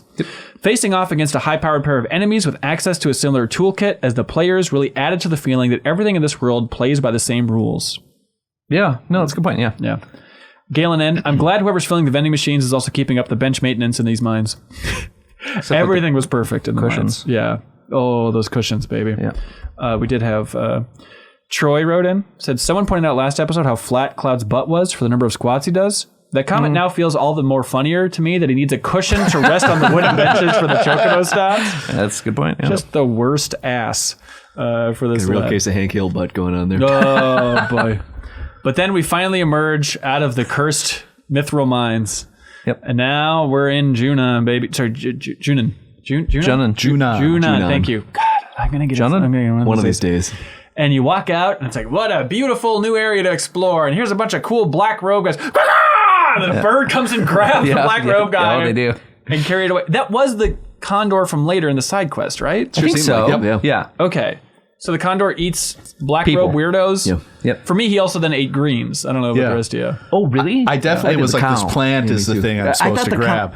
I thought like the old guy doesn't he? He's just like, kill the cow. And then I thought it was like a quiz. Man, like, which one does the Condor eat? I thought it was going to be the thing of like, oh, but he was carried by the Condor in the war or after the war, right? And he's like, oh, I thought I was going to get eaten, then I didn't. So I'm like, oh, maybe the Condor doesn't eat meat after all because it didn't eat that's him. So smart. So I'm going to go for grass because it feels like the cup of a carpenter. Yes. Yes, exactly. But then I'm curious if it did you have the same line of reasoning? Not specifically Indiana Jones related, but I wish I had. Yeah, and I was like, well, the plant is like the surprise third option. Right. Here. There has to be a reason that the surprise third option. But is there any differend outcome if you pick one of the other ones? Well, I picked the cow. Is it still a I blurry picked the cow photo? too. Right. That you get? Yeah. Yep. I'd assume, Fred DeNovo says in Chapter 4, as a Fred, I'd like to apologize on behalf of all Freds for Freddy's sleepiest behavior resulting in a fetch quest for Driftwood. Yeah. How's the crew feeling about the world quest structure when you get up to Chapter 4? There's a little bit of that like, okay, we're doing Chapter 2 stuff again. But and I think we're going to do this a couple more times. I think you're right. A few more times. I did like that in this area in particular, you went over to the crow's nest and it's like, you can't come in here yet. And I like that idea of like, okay, go to Junon, do a couple quests, and then that'll open up the crow's nest. You can kind of continue that quest that way. So it felt a little more dynamic of like, okay, this part, then this part, this part, instead of, I think the temptation with Grasslands was like, I'm going to do everything and then do the main story quest. You know? And that's still what I did. Like weirdly enough, you did the same thing where you just like, okay, like all of it, and then you went up to the crow's nest and did that. Yeah. That was. Thankfully, that was one of the fastest follow missions when you're following the dog. Isn't that wild? Yeah. That dog has unbelievable stamina. Yeah. A scrawny little boy. Yeah. I mean, they did pull the bullshit where you run into, a couple of things. Yeah. You can't just have a straight A to B. You gotta have little deviations with monster fights in there. But then you get the monster fights, but then you get Stamp's theme, this weird new version of it, bow, wow, wow. And then to have like the combat version of... How'd that go again? The combat version of Stamp's theme is my favorite song in the game. So Whoa, really? yeah, wow, so good. Wow. Did you hear Kyrie's song? And you heard Hip Hop Chocobo? All right. Got a lot of favorites in this crowd. Yeah, there's a lot of people who love that, Grant. Anthony R. says, I think my favorite part of the game so far was the When Words Won't Do side quest, where you follow the dog to Crow's Nest. It's such a layered quest because you're thinking about Rhonda and her son, Barrett and Marlene, Cloud and his mom. Yeah. And I also thought about Yuffie and what the group would think about her joining the group. This quest showed off some of the best the game has to offer in terms of character and why this game is so special. That is nice to have, like, Kelsey Sims also wrote in about the Cloud and Barrett dialogue. Yep. And how it was sweet, and Cloud telling him to get his S together had her cracking up. Yeah, that was interesting to be sprinting along full tilt. Because I was on the Chocobos. It felt wrong to be on the Chocobos. And then just to have Cloud and Barrett have like their most heartfelt conversation in this side quest about just Barrett being worried about, well, saying he's not going to be holding Marlene back. That like when she goes off to college, she's on her own. He's not going to have a problem. He knows he has to take that hit and and let then her go. immediately it's just like, I am going to be that person. Like, I'm going to be that dad that's just going to hold her back. And and then, Cloud just being like, just get your S together. Together. Whoa, Mark it. I really liked that dialogue as like as a dad, you think a lot about when your kids are growing up and what that means for you. Are you going to be a Barrett or are you going to be a what other option? I guess Rhonda. You got to be a Barrett or a Rhonda. Yeah. Nothing in between. No. Gotta do it. What'd y'all think of Chapter 4? I guess the open world before we jump into the story quest stuff. I think as a whole, Chapter 4 has been the strongest so far for me. Okay. I think I agree, but mostly because of the latter stages of Chapter 4 and not so much the redoing the same quest types in the world. Yeah. Yeah, I like the environment. I like the look of it and just having areas to swim in. I love just having like the ships like lodged in the mountain. I love learning about the lore of like the Republic, and it's like, oh, there were mentions of the Republic early on, and I was like, I gotta ask these guys about it because they will know. It's not in the original, it's not as far in the as I original know. whatsoever. But didn't they make mention of just like Junon actually had a city that was completely on the water that was then sunk by Shinra. Right. Yeah. Yep. And then they built up that fortress on top of that. Yeah. But I do think it's interesting, that idea of like, oh, it makes it seem a little bit idyllic of like, idealistic is probably a better word. An idealistic city of like, okay, the people of Junon were like traveling around the world to like unite all people together and all sensibilities. And then of course Shinra comes in. But the part that killed me is once I realized that it's like, and somebody mentions it, of like, oh, all those craters around the area, that's just like from the shelling that Shinra did. And it just looks like a old war zone. And like finding the materia at the bottom of some of those like huge craters, like that's such a cool environment. Yeah, this could have been, populated areas, right? And then sometime in the last 20 years, 30 years, something like that, based on Gabe's unknowable age. Trying to gauge where everybody's at. Yeah, it was just completely destroyed by Shinra. Right, and the war with Wutai ended 5 years ago, so at some point before that, Yeah, so following from Chapter 2, I was really excited to see what the Chapter 4 Proto-Relic quest would be. Yeah. And when I got sucked into the board game Oh my God. and saw the low poly, but high poly Final Fantasy 7-ish models, I loved it. So good. I played Fort Condor, everything you could do with it in the Yuffie DLC. Wow, you loved it that much. Okay. And then so I was super excited to see it come back. It is a little different with like the hero characters and how that all works. The hero stuff. I think that's a smart move. How was it for you guys? Was it really tough? You've like hinted at you had a hard time with The final fight. Okay. I think I spent an hour on it, if I'm being honest. Okay. Like it really kicked my ass. I beat it with 2 seconds left on my third try. Yeah, I was gonna say, Could've like been hard. that was the one thing where I reached out to Grant. I'm like, Grant, you need to help me. I need, you got any hot tips for the fourth fight? Because I just couldn't do it. And like, Grant gave a heads up, like, oh, siege weapons. Siege weapons are specifically ballistas. Once I just had like 5 ballistas lined up in front of that thing, it wasn't too much of a problem. Yeah. But again, like still, it was like 3 to 5 seconds left is what I had left. Yeah. The other important part I thought was only unleashing your hero characters when they're within range of the enemy structures. Yeah. Because they will do come in that with attack. a big attack and do a ton of damage. Yeah. Right. Yeah. In that fourth one, I dropped one hero early when there was like two of the bigger big units that dudes. the enemies can drop Yeah. in, just to clear up a little bit of space. But yeah, it came down to the wire pretty often on those. Yeah. It really did. It was ridiculous. I'd get him down to so low health if I was really lucky. Like, time's up, and then you lost. Like, what? Do you really think I was going to lose this entire round? Like, come on, man. I tried to fight the system and just go with like the offensive heavy the whole time. Yeah. That's what I was trying to And do. then, and then I saw couldn't do like, it. all right, they want me to play chess here, so I'll oblige. But it's such a quick round of chess. So EJ writes in, says, Fort Condor minigame in Rebirth. Holy moly, did the changes they made to this minigame make it super frustrating. I really enjoyed Fort Condor in the Yuffie DLC, but they changed the rule from being whichever side was ahead by the end of 3 minutes wins to making it so the player has to completely destroy the opposing side in 3 minutes or it's a defeat. This led to so many games where it'd be seemingly another second or two and I would have won. For someone who's usually intimidated by new card games, I'm really enjoying Queen's Blood. Yeah. And I kind of thought in Rebirth we'd get more Fort Condor, not less, and with a pretty annoying rule change. All that said, I ended up doing all the Fort Condor matches again on hard mode. That's awesome. Oh wow, that's incredible! Because when I did saw like now you can play hard mode, I'm like, no, not a chance. I did Like, I'm the not gonna first do- one on hard mode you just to did? see what you would get for it, and it was Yeah. just 5 party XP. So okay. I did not do the other 3 of them, and I Yeah. barely beat the first one on hard. So I was like, that's going to be too tough. I skipped the hard mode because I saw that entering upper June lets you know that you can come back here eventually. It's like, Right. well, Yeah. I'll come back and mop this up at some Yeah, point. yeah, Yeah. that's kind of what I was thinking Yeah. too. But yeah, loved the weird polygonal version of them. You're like, Oh, that's look, we're amazing, transferring yeah. this. I loved it so much. Like, this is exactly the tone. It's a wacky world. I want wacky things to happen.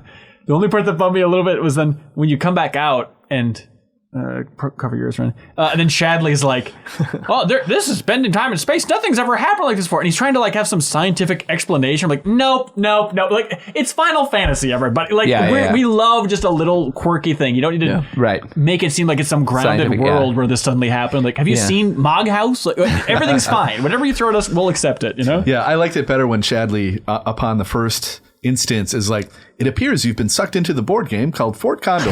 Yeah. That's all we need right Yep. there. Yeah, that's enough. Just Barrett's reaction to looking down at his little polygonal box. Yeah. So good. Yes. And then did you guys, so you beat Fort Condor. It gives you the crazy, I did. cool. You totally did. You did. It gives you the really cool cutscene where you're in like Wutai probably. Yeah. Yes. And, Yep. and it's Gilgamesh. Okay, so how do we? Okay, tell me more about this. Okay. How do we know this? I'm with you, Ron, where I'm not. There's the Final Fantasy crowd that's really into Gilgamesh, and I don't think we've ever been that person, but he's a big guy No. from 5. Yeah. So was Gilgamesh Okay. in 7 the No. original? Okay. Because when we see him the first time, I'm like, well, multiple arms, that's usually Gilgamesh. Yeah. And then when the second, after Fort Condor, so the second Gilgamesh cutscene, Yeah. it plays a version of Battle on the Big Bridge, which is probably the most famous song from 5. I didn't even catch it that. shows up everywhere. Like if you're I playing see. theater rhythm, Okay. it's like the big song. Yeah. And So that it's is Gilgamesh. the Okay, fighting gotcha. Gilgamesh song from 5. So I was like, yes, it is him.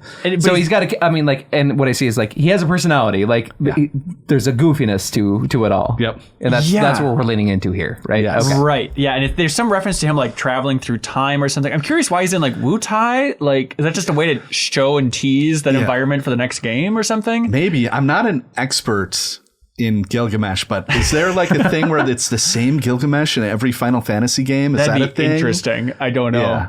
Hey, let us know, Gilgamesh experts out there. Kudelka writes in and says, anyone else disappointed that there is a condor visible in the background, but it's unreachable due to invisible walls, or am I missing something? So this is after flies in, grabs the cow, or the greens if you're a gentleman. And then it's like, I can see it, and I'm constantly looking at the map. Ben, and be do you like, eat meat? Oh, yeah. Okay, just wondered. But I'm always looking at the map like, can I get to that? That is Fort Condor in the distance then, I presume. The little rock coming out of the water that But there's a he's sitting building. on? There's Oh, a building, okay. I think, that he's sitting on over there. And for a while... Yeah, it's just off in the distance from like the crow's nest people. You can see it sitting out Yeah. there. And for a while, I was like, oh, is the place that Kyrie took over, is that Fort Condor? That's like, what I thought it would be. I don't It think so. looked past that to me. Yeah. It is kind of weird to take Fort Condor out of this open world Yeah. area because, I mean, in the original, it's prominently there. yeah. Yeah. Interesting choice, but Yeah, and that's where you got Phoenix in the original. So once in this one, it's like, oh, Phoenix you just get from fighting the VR simulations. Okay, I guess maybe there isn't much of a point of Fort Condor, and it's kind of confusing. But they do have that little lore detail of Cloud at some point saying like, "Oh, Fort Condor, this is how we did our strategic drills when I was in the military," you know. Yes. And so maybe it is confusing if like, oh, also there's a physical place where we do this exact thing. Yeah. And they hate Shinra. Right. Yeah, it doesn't really add up, but I guess that's their kind of probably way to appease fans. They're like, oh, Fort Condor's in the world. It's just off in the distance and you can't see it. Sure. Go look at it. The bird's huge. It steals a rope. Yeah, guy. I guess it didn't have like a. It was a place to do a mini game. I mean, I guess it didn't have like any context for the main story. Yeah. Issa Rock. Didn't it? I don't think so. Didn't it? I don't think so. I could have swore it did. Well, we can maybe talk about it later. Issa Rock writes in. So Issa Rock says, I'll be the first to openly state Kairi's theme during her quest in Junon is a certified banger. The music so far has been amazing, but this one instantly made me go, Brrr! Like the enemy soldiers in a Metal Gear Solid game. More Metal Gear Solid references, of course. Yeah, so she's back, and this Mark has taken over this area, but she needs help with marketing, and therefore she's writing a little song to get everybody pumped, and I don't mind that. She's an obnoxious character, sure. But then when she's like yelling at you in that fight, like, this is the best you can do. It's like, come on, Kairi, give us a break. Yeah. Yeah. It seemed like she invested a lot in that lighthouse only to immediately abandon it, right? Yeah. Yeah, I guess so. Yeah. You're right. Stuff we can talk about in spoilers At a later date. at a later date. Yeah. Tegan writes in, says, I want to call shenanigans on the chocobo taming minigame in Junon. The game tells you that you need to hide behind the minecarts in order to hide from the wild chocobos, but their heads will track your movements perfectly, even when you're very slowly crouch walking behind cover. They were staring directly into my soul until I got to a checkpoint, and all the birds I just passed promptly fell asleep. I'm pretty sure they were all just wanting to mess with Cloud and the gang after all. Yeah, although if you walk backwards while they're sleeping, they will immediately wake up and see you. Which I learned while trying to muddle through that for 30 minutes straight. Oh, I just, that was a one shot for me. I'm pretty good at that. Those birds are pretty good at throwing head-sized rocks at a distance of 40 feet. Yeah, so weird. Those birds are hyper vigilant. Yes, they are. When it comes to busting old Cloud. Yeah, and they have a hierarchy. Like there's a leader. Yeah. Yeah, somebody wrote in about, Jumpo wrote in talking about, like, he knows the director, Hamaguchi, is a big fan of Horizon Zero Dawn, and you can really see it during, like, the chocobo stealth stuff, like, crouching into that tall grass. It feels so Horizon. But so Horizon.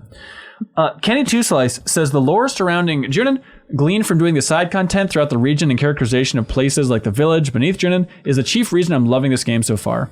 The deep dives afforded by expanding the game and allowing a slower burn of the plot progression is worth it, even if I know this exact stuff can turn people off. Give me the lore. Yeah, that's it. Where it's like, hey, new world intel exploring. You have a new unlockable thing. Like, learn the history of this town. Oh my god, that's the best stuff. Also, when you first turn that corner around the ridge and you see underneath the lower Junon, this is one of the best visuals in the game. I kept having to remind myself, like, remember to look up at the Highwind airship. Yes. Look up at this town because it looks so freaking sweet. Yeah. And then later on, when you get up close to the Highwind, and it's like, it's on the ropes, but it's just like, it's like shaking around so much. And for that to be like the prized possession, it's like, strap it down a little bit more, folks. I don't know what's going on here. But I love that Cloud, like, knew it. And everyone's like, what's that? And then Cloud's like, oh, actually, that's the premier airship for Shinra. Actually, I know all about it. It's like, oh, that's such a cool detail that Cloud's like the Highwind expert. They're like, oh, let's just take that. It's like, unless you got a captain and a whole crew, we're not flying the Highwind, everybody. And end of story. Eric Merrill writes in, says, a funny thing I noticed is when you get to Junon, the group agrees to split up and gather intel. Cloud says something along the lines of, remember to keep a low profile. Then the first NPC you can talk to walking into the town is Snaps, and Cloud proceeds to model for him like he's going to be on the cover of a magazine. Yeah, that's true. Low profile, dude. Yeah, I love that. Cloud is so fast to snap into like, oh, do you want a photo like this? Like, again, it's like if you take everything you see from Cloud as like canon, he is such a weird guy. Maybe that's what's making him interesting, is how much he can snap from being pissy about having to write a chocobo to suddenly like, pose like this, you want it like this? Like, what a silly goof. Yeah, he is. Just a silly goose kind of guy. He is a silly goose, yeah. Let's see. Thoughts on Under Junon, the whole area there? Big Rhonda? Excuse me, Big Rhonda? Big Rhonda's on this? With the wanted posters? We're not going to talk about the frogs? I did text you guys earlier saying no matter what. We got to talk about the frog. Yeah. Is that the highlight of the entire area? Frog side game? That's, again, we don't need an explanation. It's a weird part of the town that if you go into, there's a mist that turns everybody into frogs. And that's what we're going to do. Yeah, and that's it's going to be fantastic. Did you guys beat the frog jumping minigame? I did. The minute 20, right? Whatever the top time was. Yep. I could not do it. I tried it so many times. It's like, all right, I got to call it. Because also I was surprised that, like, all right, you get bronze. You get a prize that starts you out as a frog. It's an accessory that starts you out as a frog in combat. And then you get silver. You get 2 of them. Gold, you get 3 of them. Like, well, I don't want to use 1. Like, what? Is there a benefit to using that? It'd be a frog. Sounds like a frog quitter's mentality. Did all you guys get, like, the platforming gold there? Took me longer than I'd like to admit, but Jesus. I'm very impressed. That music was fantastic. Hayden Bertholat says, I looked it up, and the Kiro Kiro refrain in the music is the onomatopoeia for a frog sound in Japanese, and that's where that whole thing is coming from. But I love, too, that little bit at the end where Tifa, like, pushes Cloud back into it. Like, it's a very flirty little moment of, like, all right, back into the Cloud thing after we've gone through all this. And I love that all the frogs look different. Like, Red 13 is a frog, is like this cool red frog with, like, a little glowing butt. Right. That's so good. Yes. they were all so fitted in their little frog avatars. Like, I don't know why Cloud is a little green frog just makes sense, but it did. Yeah. It did. And then, okay. So before we go into the Eagle's Nest, we should probably talk about, like, the moment where they retire to the hotel room, and, like, Cloud then has the opportunity to, like, check in individually with everybody. Yeah. And then he, the first room he goes into, it's Aerith and talking to Red 13, but Red 13 has a different voice. And I'm so confused by that. Is that Zack? Is that a Zack voice? Oh, that was my best guess. Honestly, I need to go back and watch that again. Yeah. So a lot of people had a lot of theories about what's going on in that section, because it is weird. That's the it's right answer. That was my thought, because I was already thinking Zack is on a parallel universe track. And if anybody's going to have at this access time to... Yeah, and it's somebody who Aerith would talk to. And so And so Red 13 being in there was just like the red herring? Because a lot of people took that as Red 13 is using a different voice. That's how people were reading it from the comments. It's a very literal interpretation. Yeah. Which I think would be more interesting for Red's character that we can get into later. Yeah. But that is certainly the vibe from the comments of people trying to piece together what was going on there. Well, but it does, to me, it sounded like more, and I could be totally off on this, but it sounded like it was like, at first I thought, like, is this Chadley? Like, it had like a... It sounds like almost a kid. It sounds like a kid. It sounds pretty young for Zack, but I got to go back and listen again. But I think it's tying into a lot of stuff here. That's interesting. Kyle Dent says, remake is my first time with 7, and something that surprised me is how almost all the party members are potentially keeping secrets from each other. By the inn in Junon, you have Tifa implying that Cloud wasn't even at Nibelheim, Cloud thinking Tifa is some kind of replacement. It's way off. And Cloud walking in on Aerith. Speaking to Red, who has a different voice, I have no idea what's going on. Most other JRPGs have a happy-go-lucky crew that doesn't really build on relationships past character intros. Here we have all these confusing threads and my head is spinning and I love it. Yeah. I do love that, the little conversation between Cloud and Tifa, and then they're like, well, at some point we're going to have to iron this out. I wish we had time. It's like, you just been running around the world doing nonsense. Staying at an inn. Right, just sit down and talk. But I guess, again, I don't know what it says about the state of storytelling in video games, but like, when Cloud walks out and then Tifa just like closes the door and just like puts her back on the door, like one of those things. Like, this would be the cheesiest moment in a Hallmark movie, but somehow when it's in this, I'm like, yes, perfect, absolutely nailed. But I mean, like in that she's also testing Cloud, right? So she's kind of frustrated with herself, right? And also Cloud is catching her, right? Like, this is a test, and she's like. Yeah, and it calls her out on it completely. Yeah, I love that. Are there more theories that people wrote in with on Aerith in who she's talking to? No. Was it all Red 13? Because I just thought that was like an indication, well, that's not Red 13's voice. Something weird is happening here. Yeah. And because Cloud didn't see it, he was like hearing so it must have been Red 13, into the other world or something like that. That would be really interesting. Yeah, where Zack is on. You're probably right, because I am always struck by how kind of light and soft Zack's voice is, and so that probably was Zack. Yeah. Okay.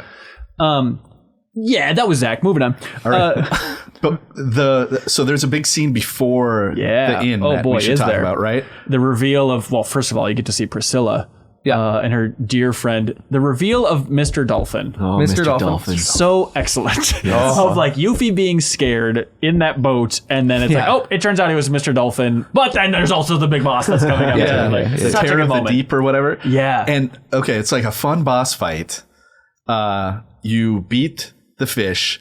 There's a amazing cutscene of Cloud doing a synergy attack with Mr. Dolphin, jumping off his back. That's the thing I'm here for. I love that kind of stuff. And then it immediately goes to, oh no, Yuffie is dead. Somebody's saying, oh God, she's so cool. As though she's been dead for hours. But Cloud runs up. Whoa. That's the part where I disagree. Cloud slowly swims up. We just saw him like doing cartoon backflips off the dolphins. Like, this girl is literally dying. Can anybody help? And Cloud's just like waiting in the pool like an old timer getting exercise, trying to get up there. Yeah, he gets so like terror of a person is dying, which we have barely ever had in these 3 chapters at least. Sure. Cloud gets there. Rhonda, or is that Rhonda? I think so, yeah. Rhonda's like, can somebody help me give this dead body CPR? Yeah. Cloud's like, okay, I can do Carcass. it. Yeah, exactly. And he's like, whoa, boobs? I can't give CPR to this. I'm like, it's you're whiplashing back and forth between the fun end of the battle, a dead girl on the beach, and then I'll give her CPR, and oh no, the close up of that, and then she's like, "You creep, lad!" She runs away. So Villas at least writes people come to his defense, like, he's trying to help you. I like that immediately. They're just like, that's not the case. No, it's cool, 16-year-old. It's cool. Villas writes in and says, "I really enjoyed the nod to the original awkwardness of the CPR scene in the original game. You know, there was talk in the developer's room of like, we can't have a fully realized Cloud CPR a 12-year-old girl. So instead they highlighted it by Cloud being like, wait, chest compressions on Yuffie? And while I missed the fake save point in the original, the introduction to Yuffie almost tricked me into thinking she wasn't going to screw me over later." Dan M. real quick says, "Yuffie's intro in this chapter has to be one of the worst character intros in gaming history. Wow. My partner was sitting next to me watching this section, and she was so disappointed to see this, and all I could do was shake my head in agreement.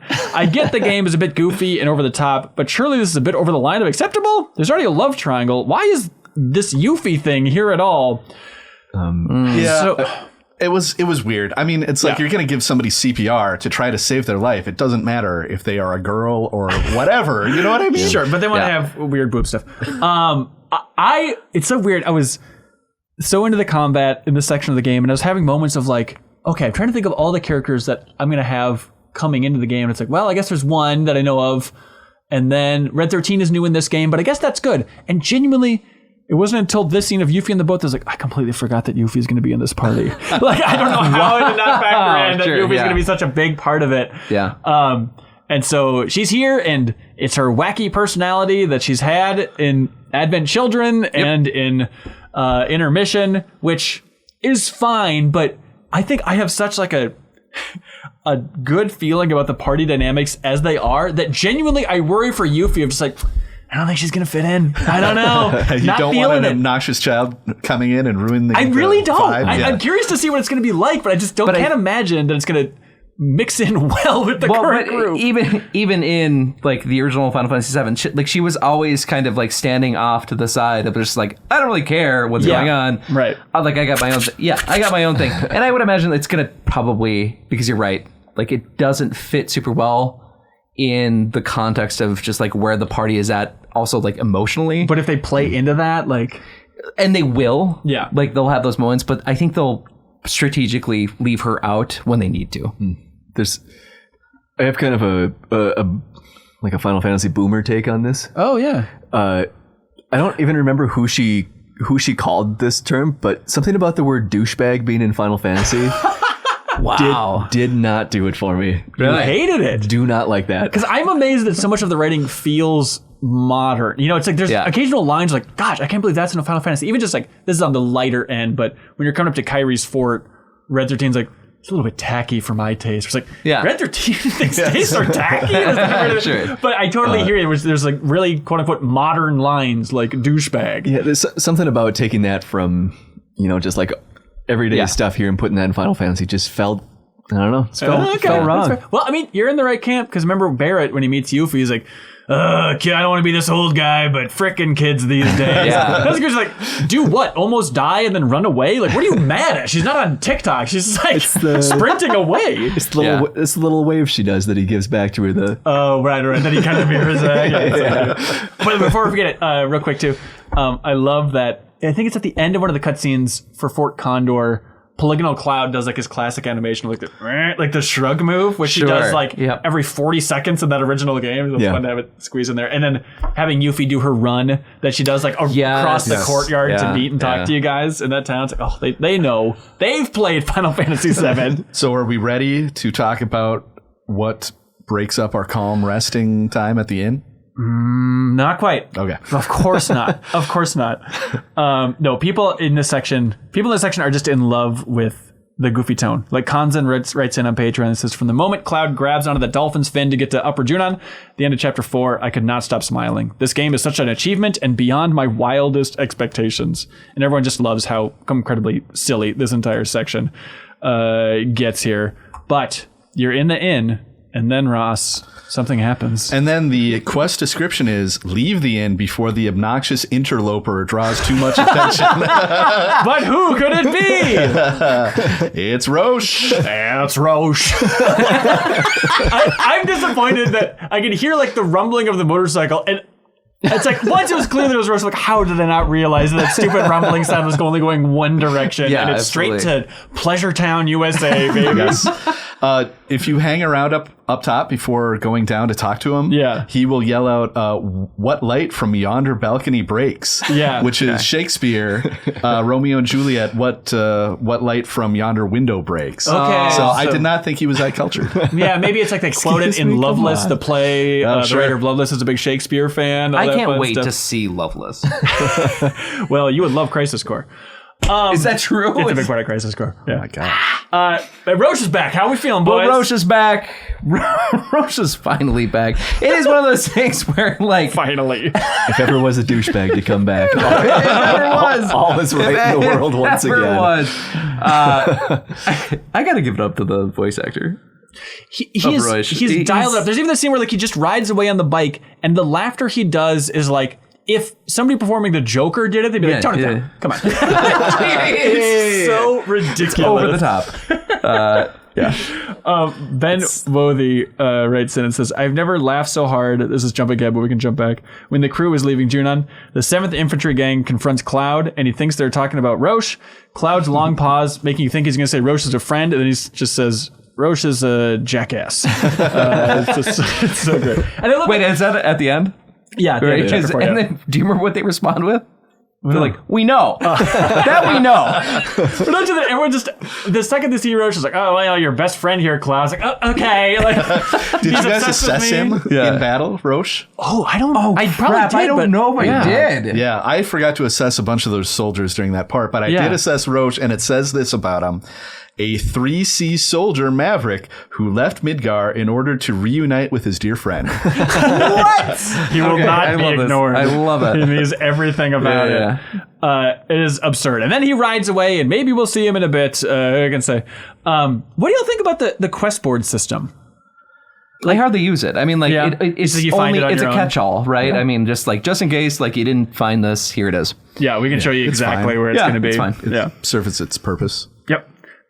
Brian W. says, getting into Junon was the most elaborate Shinra plot ever. We walk in the back door in plain sight. 2 soldiers are planted in a hallway looking all casual. Then in a sea of soldiers, we can talk to one guy who says, yeah, elevator's back that way to get to town. Yet to activate the elevator, you can use some military computer not made for civilian use. At one point, some soldier NPC randomly blurts out, Avalanche could be here, and we wouldn't even know. The second we need disguises, a woman basically yells out, get your disguises here! What's the coordination on that? Does literally everybody know? What about the Midgar unit he performs with? There's no way they don't know it's Cloud, but they keep acting like he's their new captain. Are they actually pro-Cloud because of what happened inside of Midgar? No. I didn't have that read at all, Brian. I mean, they had like the rivalry with Midgar, but I don't think they're secretly being like, terrorists, come on in. I think they're just stupid cartoon character soldiers is what they're going for. I not love the informed. 7th Infantry, and I felt really guilty about tricking them into murdering all their comrades. But they were so eager for it. They were down with that. loved it. Well, Yeah. there's a traitor somewhere. Might as well slice this guy in half. Yep. I guess we got to go with it. That's the closest that we ever got to murder in a game, I feel like, where Yes. it's just this moment where it's just like, for what it's worth, I had fun. No, like Cloud at the end, and he's like, we're just joking. We know it's not you. Yeah. Right? Yeah. Remember when they Cloud's reaching for cyanide. Like, when they have like a moment of like, well, how will we know if these people we're fighting are with the terrorists or not? And Cloud's like, never doubt your brother. Like, oh yeah, we better kill these guys with you, sir. This is the ultimate example, I think, this section of just like, oh my God, maybe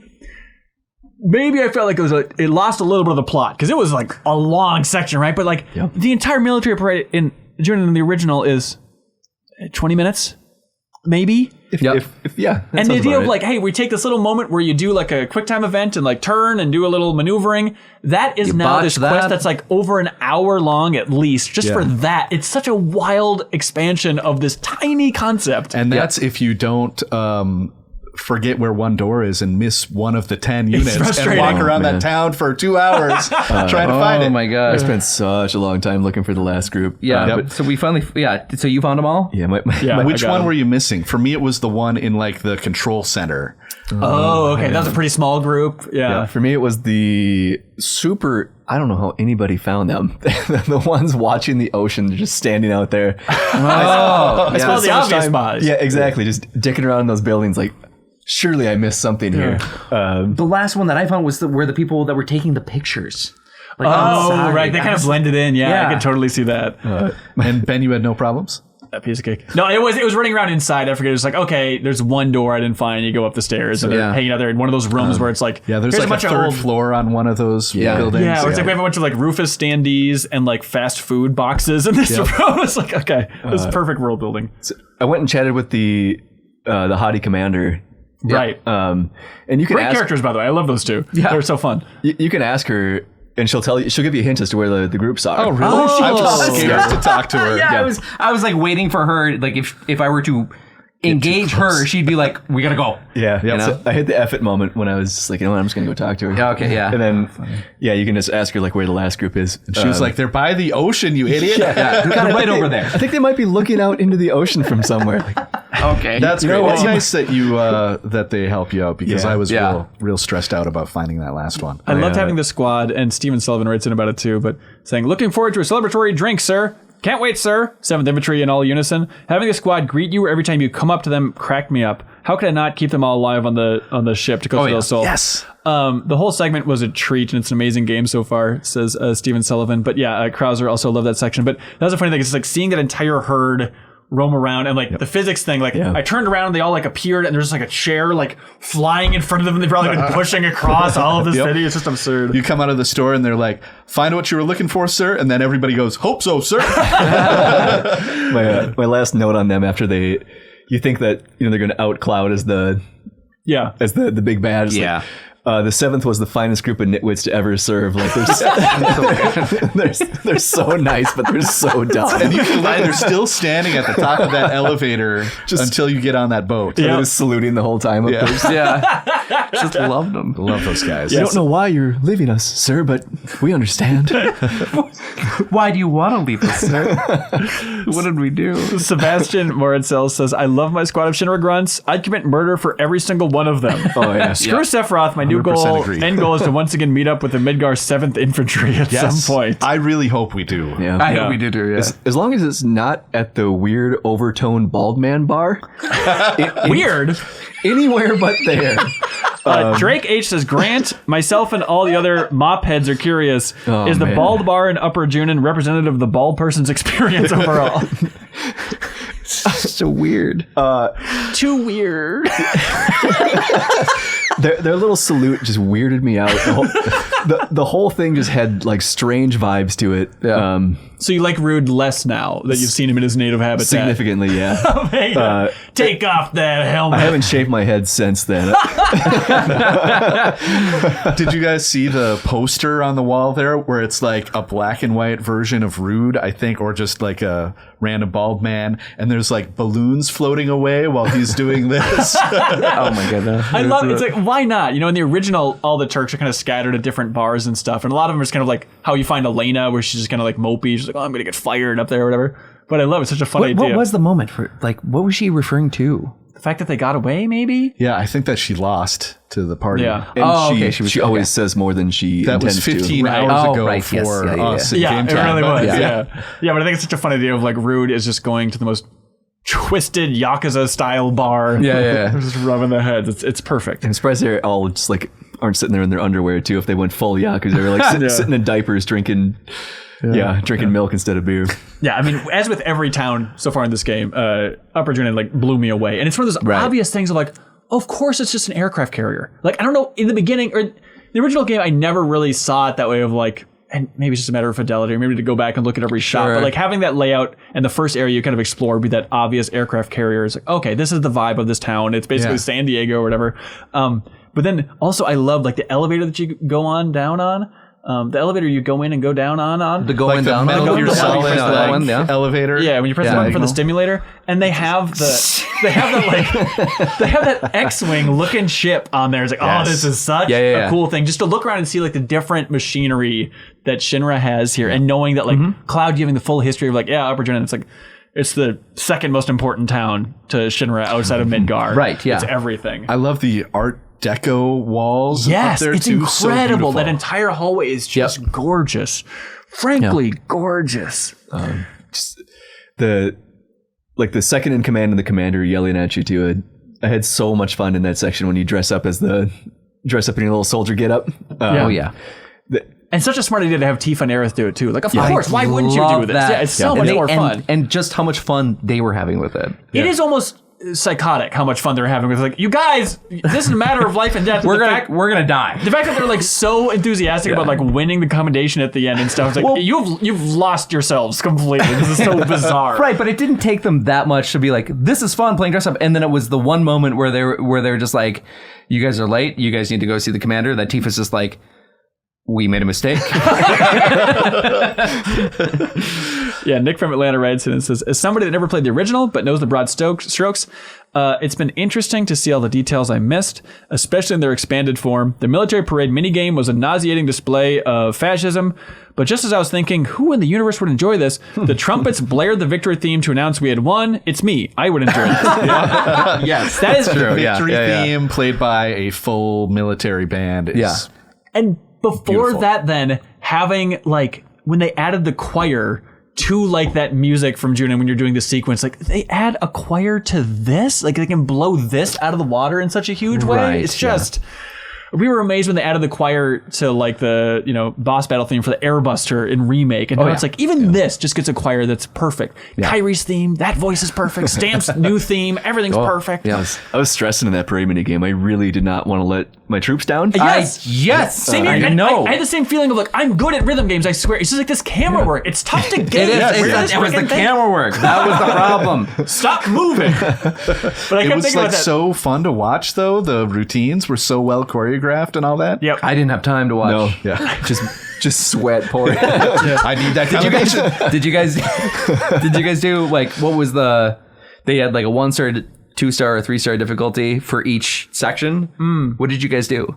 I don't know if I remember the exact breakdown of all that, but I did a I got to 1 meet and then a Rufus. 2 and then a 3. So whatever that combination was. Got it. Yeah, it's nice to have like the live viewers give like the basically American Idol thumbs up, thumbs down to this whole thing. Like, okay, that Versus seems like that old just that percentage meter in the corner plummeting when you couldn't get, to get in ratings. line with the rest of the people. Yeah. It's impossible. But it's fun in the original then, like if you do badly, the announcer's like, somebody give that soldier a grenade or something. What the heck is that soldier in the back doing? He's ruining the whole thing. And then like it pops up that you get a grenade in your inventory, like they're trying to kill you for doing so poorly at this. Thinking back to the original, I had a memory of the entire party being disguised. Maybe is that accurate? Stay tuned. Okay. Yeah. Although it's interesting, they might have shaken it up in a big way already here. Oh, okay.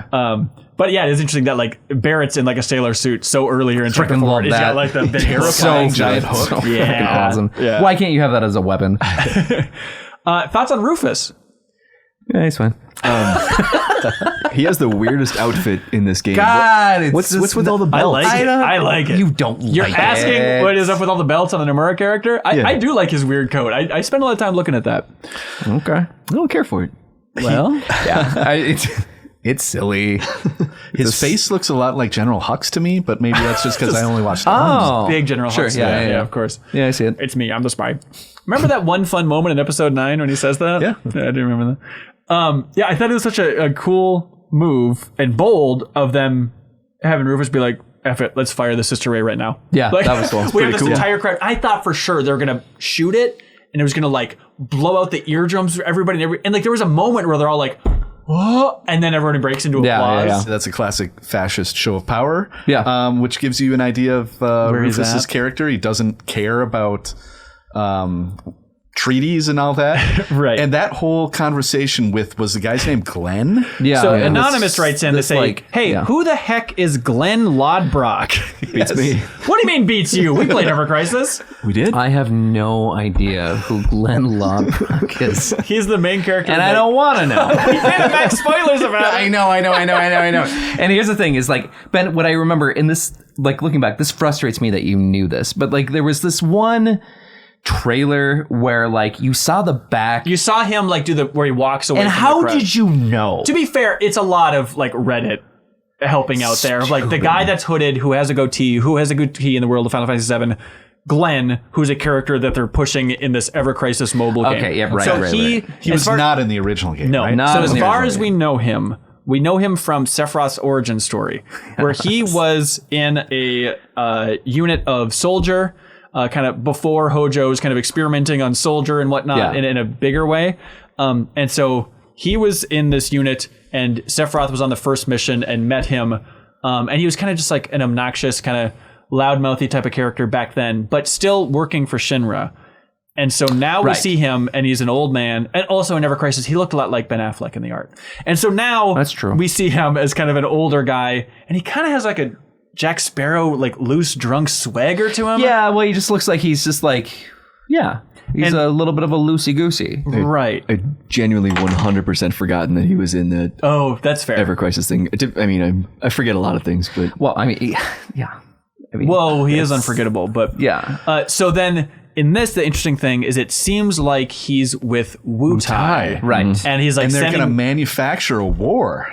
Yes. Another war? That Right. seems like- Continuation of the war? Well, they say something. So this idea is like, hey, we're still sticking with this plan, even though your dad died, right?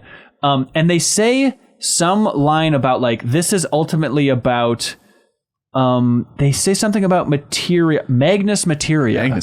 Which is like, is that huge Materia? That's what I thought. Like when I they think said that must Magnus be what it Materia, is. I think I thought like, okay, well, like this a new must be the name. new huge Materia. Right.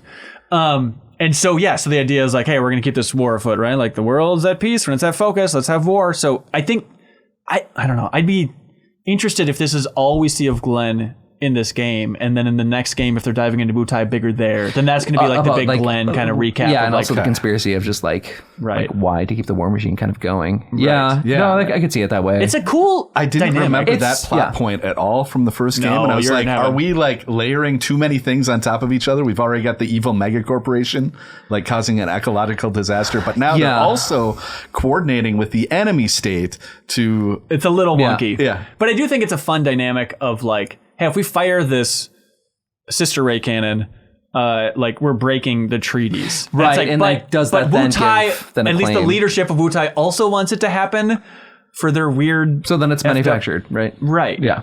But it makes the war between them more interesting, I think. I'm curious to see Yeah, that's where true. that's going to be going. And, Glenn, he's a harmless lad. Don't be confused about Glenn, everybody, please. Wasn't Glenn Frog's real name in It was, Chrono yep. Trigger? Yep. It's like, it's weird to have another Glenn with two N's. And then there's a Marl as well in Remake. She's like the Yeah. old woman that was taking care of Tifa. And in Ever Crisis, there's Luca. It's one of Glenn's teammates, actually. Yeah. Oh, right. Yep. Yeah, that's true. I mean, the game's producer was the co-director for Chrono Trigger. Makes sense. And we did have a frog minigame. So. Oh my God! And the Masamune's in there. Yeah, I have seen at least one robot. Here we go. Oh, I did love. I did love. in the opening, like the Shinra News Network footage and all that stuff, when Zack's like, "Let's go with the hand." Why am I a wife? Yeah, having a caterpillar construction music, but it has like a hand on it. Like that is like primo that's what stuff. that's for. That is so good. Hey, give a like on YouTube if you also think that's primo stuff. That caterpillar with a hand. Fabian writes in 5-hour mark.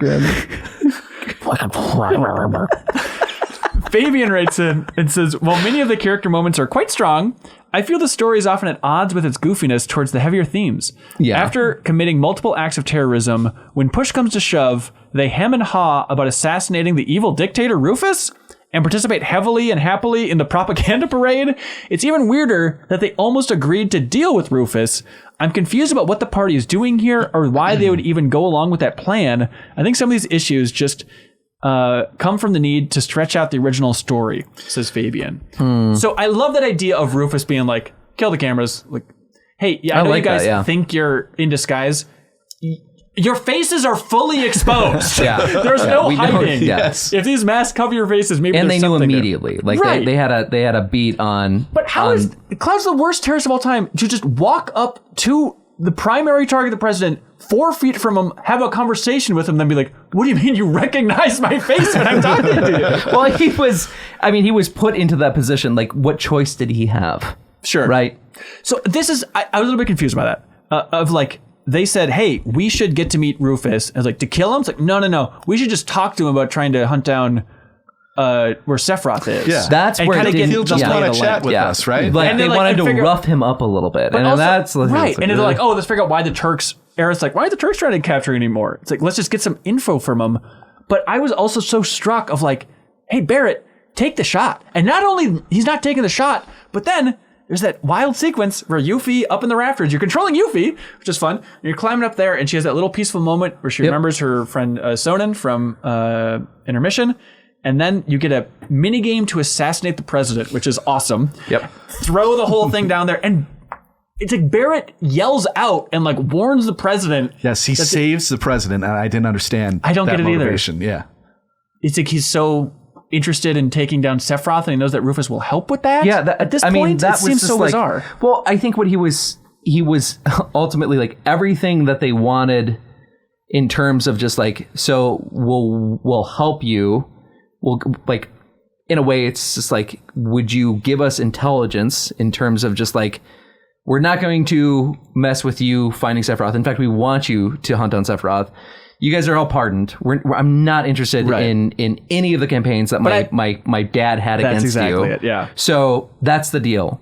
You guys stop stirring the pot, and I'll let you walk. What do you say?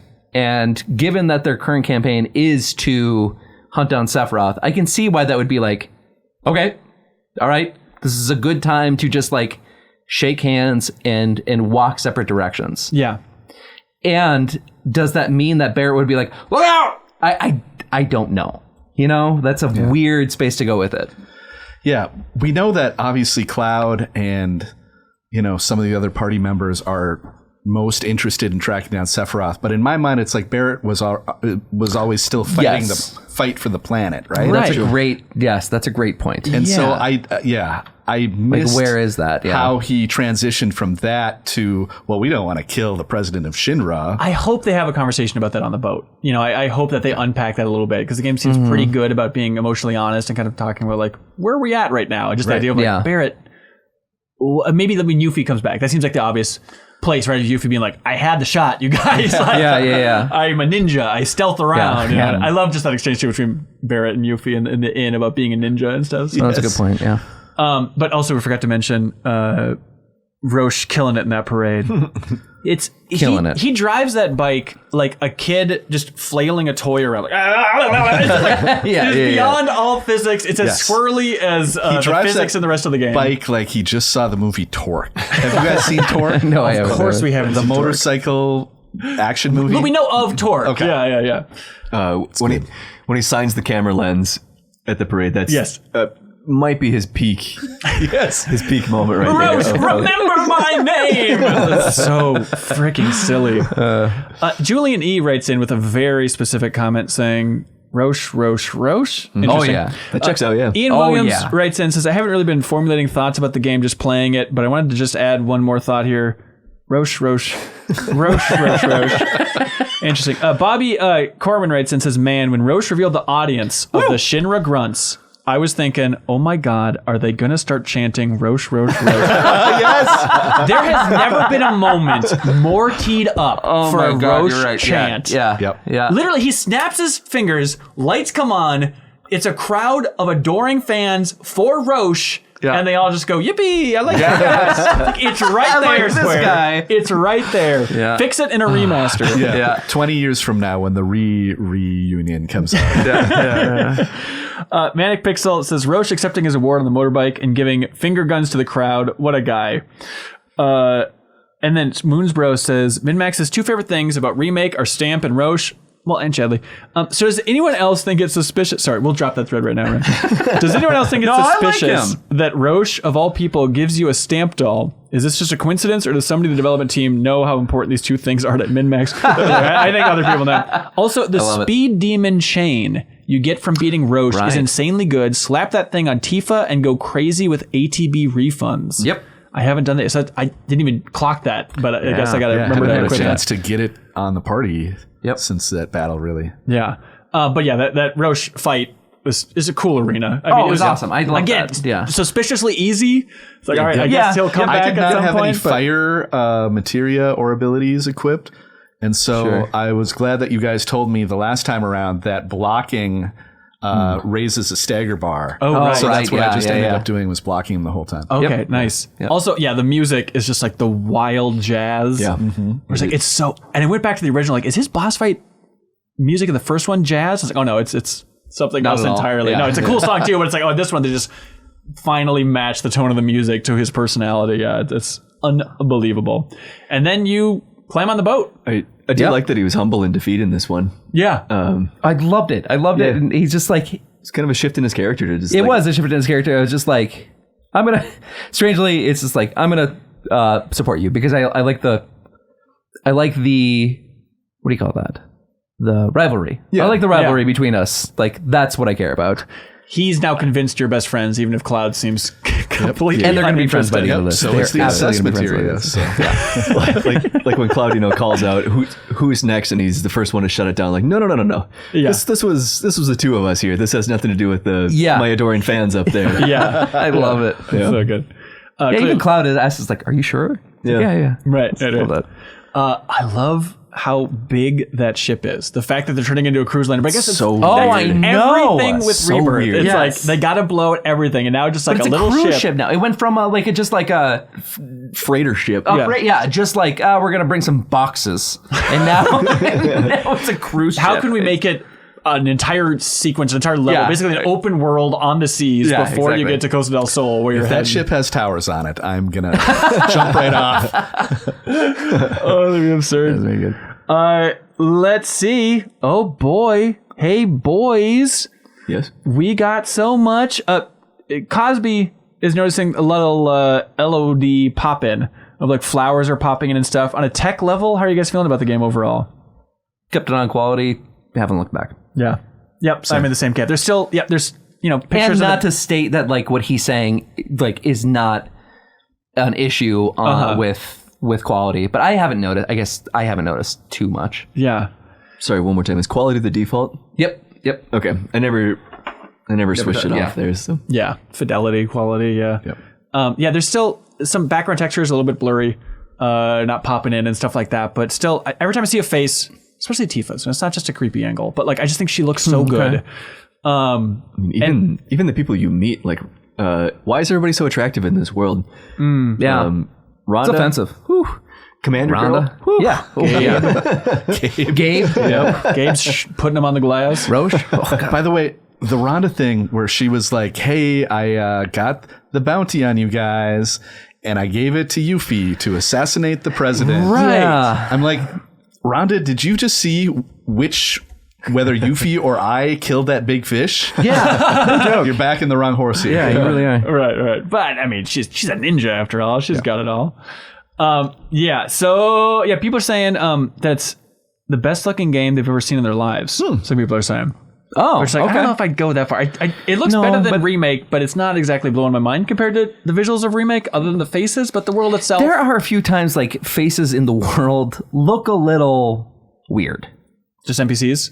Yeah, even like I'll see it once in a while in like Cloud and Tifa where like there's like an accentuated shadow on the bottom of their eyes, which makes them look a little strange and kind of sickly. But you don't notice that like obviously like anytime that they're being like highlighted. But just like just in some situations you kind of look at it as like, oh, that's a little uncanny valley. Yeah. Also, I see there's some repeated NPCs. There's like one lady in the Kalm folio shop that I remember Sarah pointed out in that video we did, and like she had like, dyed split ends, something. And like now that she's been pointed out, like I see her everywhere. Sure. She's like in multiple places in Kalm. She's all the place in Jinin. She's just octuplets or something, I guess. Yeah. Nick W writes in, says, "Hey everyone, happy diving." Happy diving to you, Nick. So my Cloud is carrying around 96 manifestations of the planet's blessing. Is that healthy? What even is it? Sell it. When you pick it up, it says it's a manifestation, and the description says it's an embodiment of the planet's grace. What am I putting in my pockets? Grass. It's the ultimate manifestation of the planet's blessing. It is weird because I'm picking up so much stuff. I mean, even like shooting those crystals in the cave at a certain point, I'm like, oh, I apparently just maxed out. I can't have any more. But it's just, it's satisfying for me to pick up all that nonsense. And I wish there was just like, can I just go into the item menu and look at all the stuff I have? But outside of the item or like the item transmuter, is there a way just to see like full inventory of everything I've collected? I guess that's kind of the only spot, right? I think so. I think you can. I mean, if you go to a shop and also just like, I don't know, like if you go to the cell, you can see like your quantity of each. Yeah. Okay. So just offload 20 of them when you hit 99. Yeah, that's kind of what I usually do. That's the way to play the game, yeah.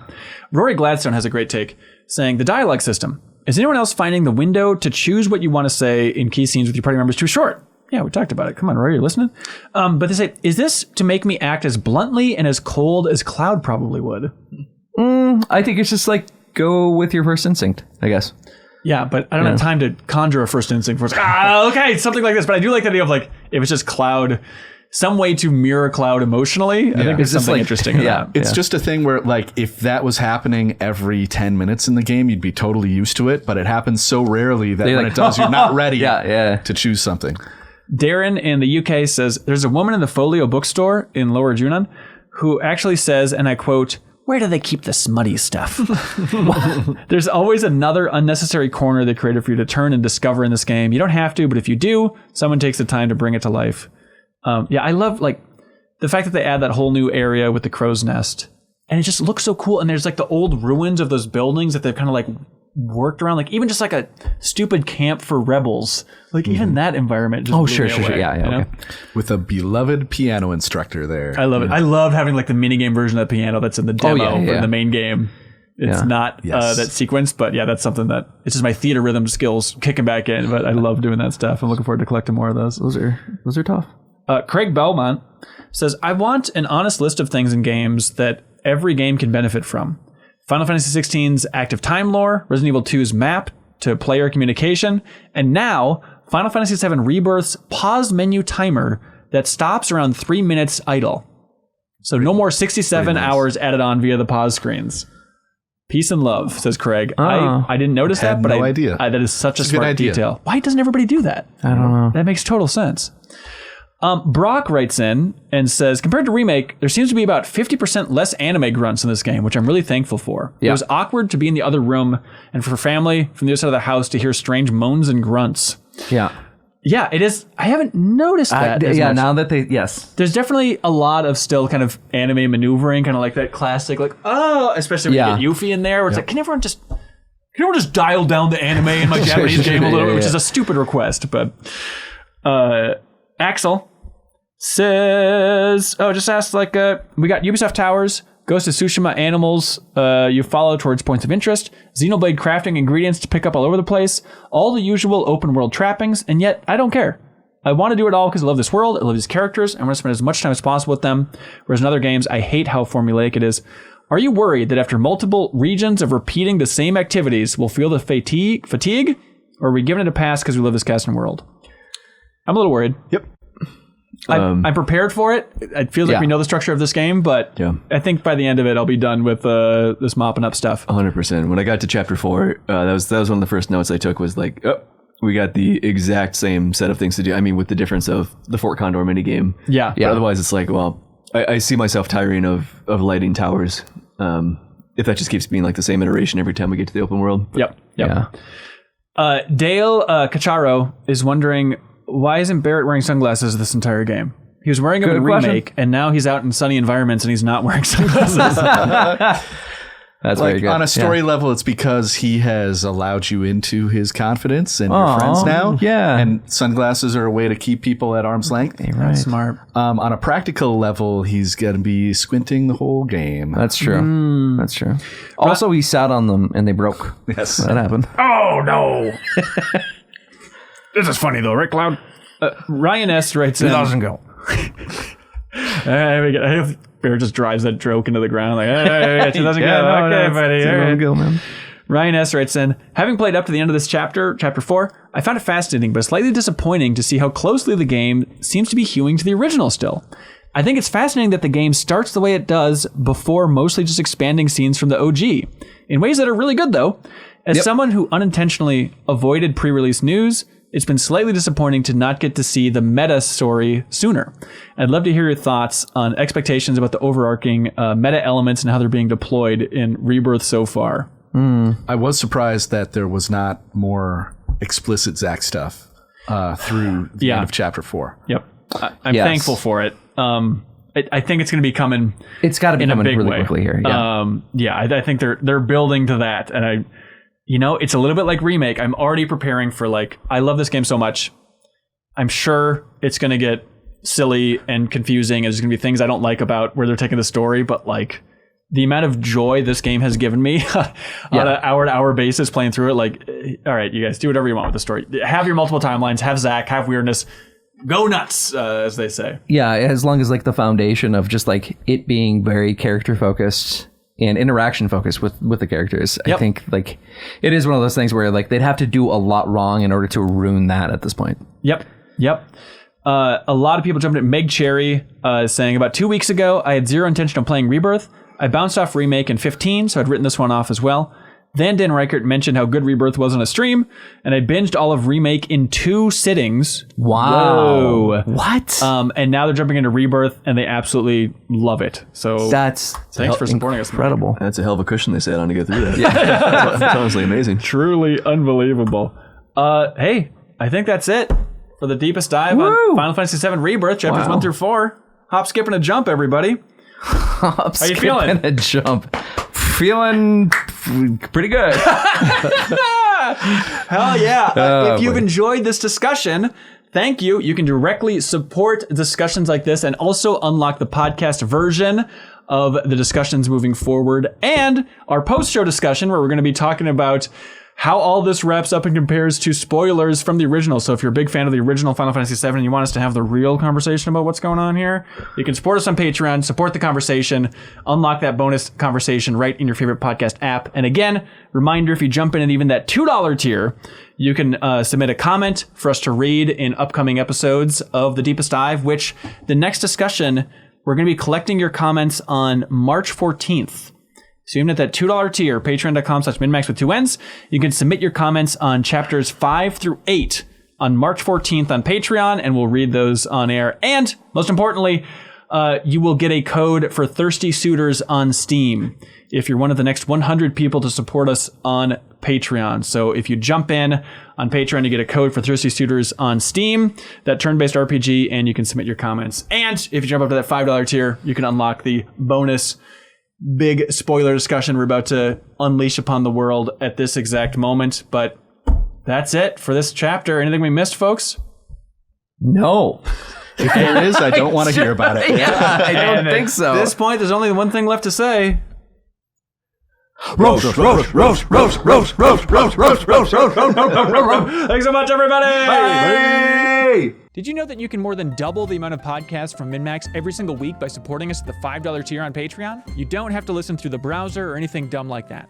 You'll get access to a private RSS feed if you support us on Patreon. You put it in your favorite podcast app, and then bam, you can listen to our weekly bonus podcast Party Chat, the podcast versions of The Deepest Dives, MinMax interviews, Max spoilers, and you get the MinMax Show podcast a day earlier than everybody else. So please help support independent games media. Head over to patreon.com/MinMax with 2 N's.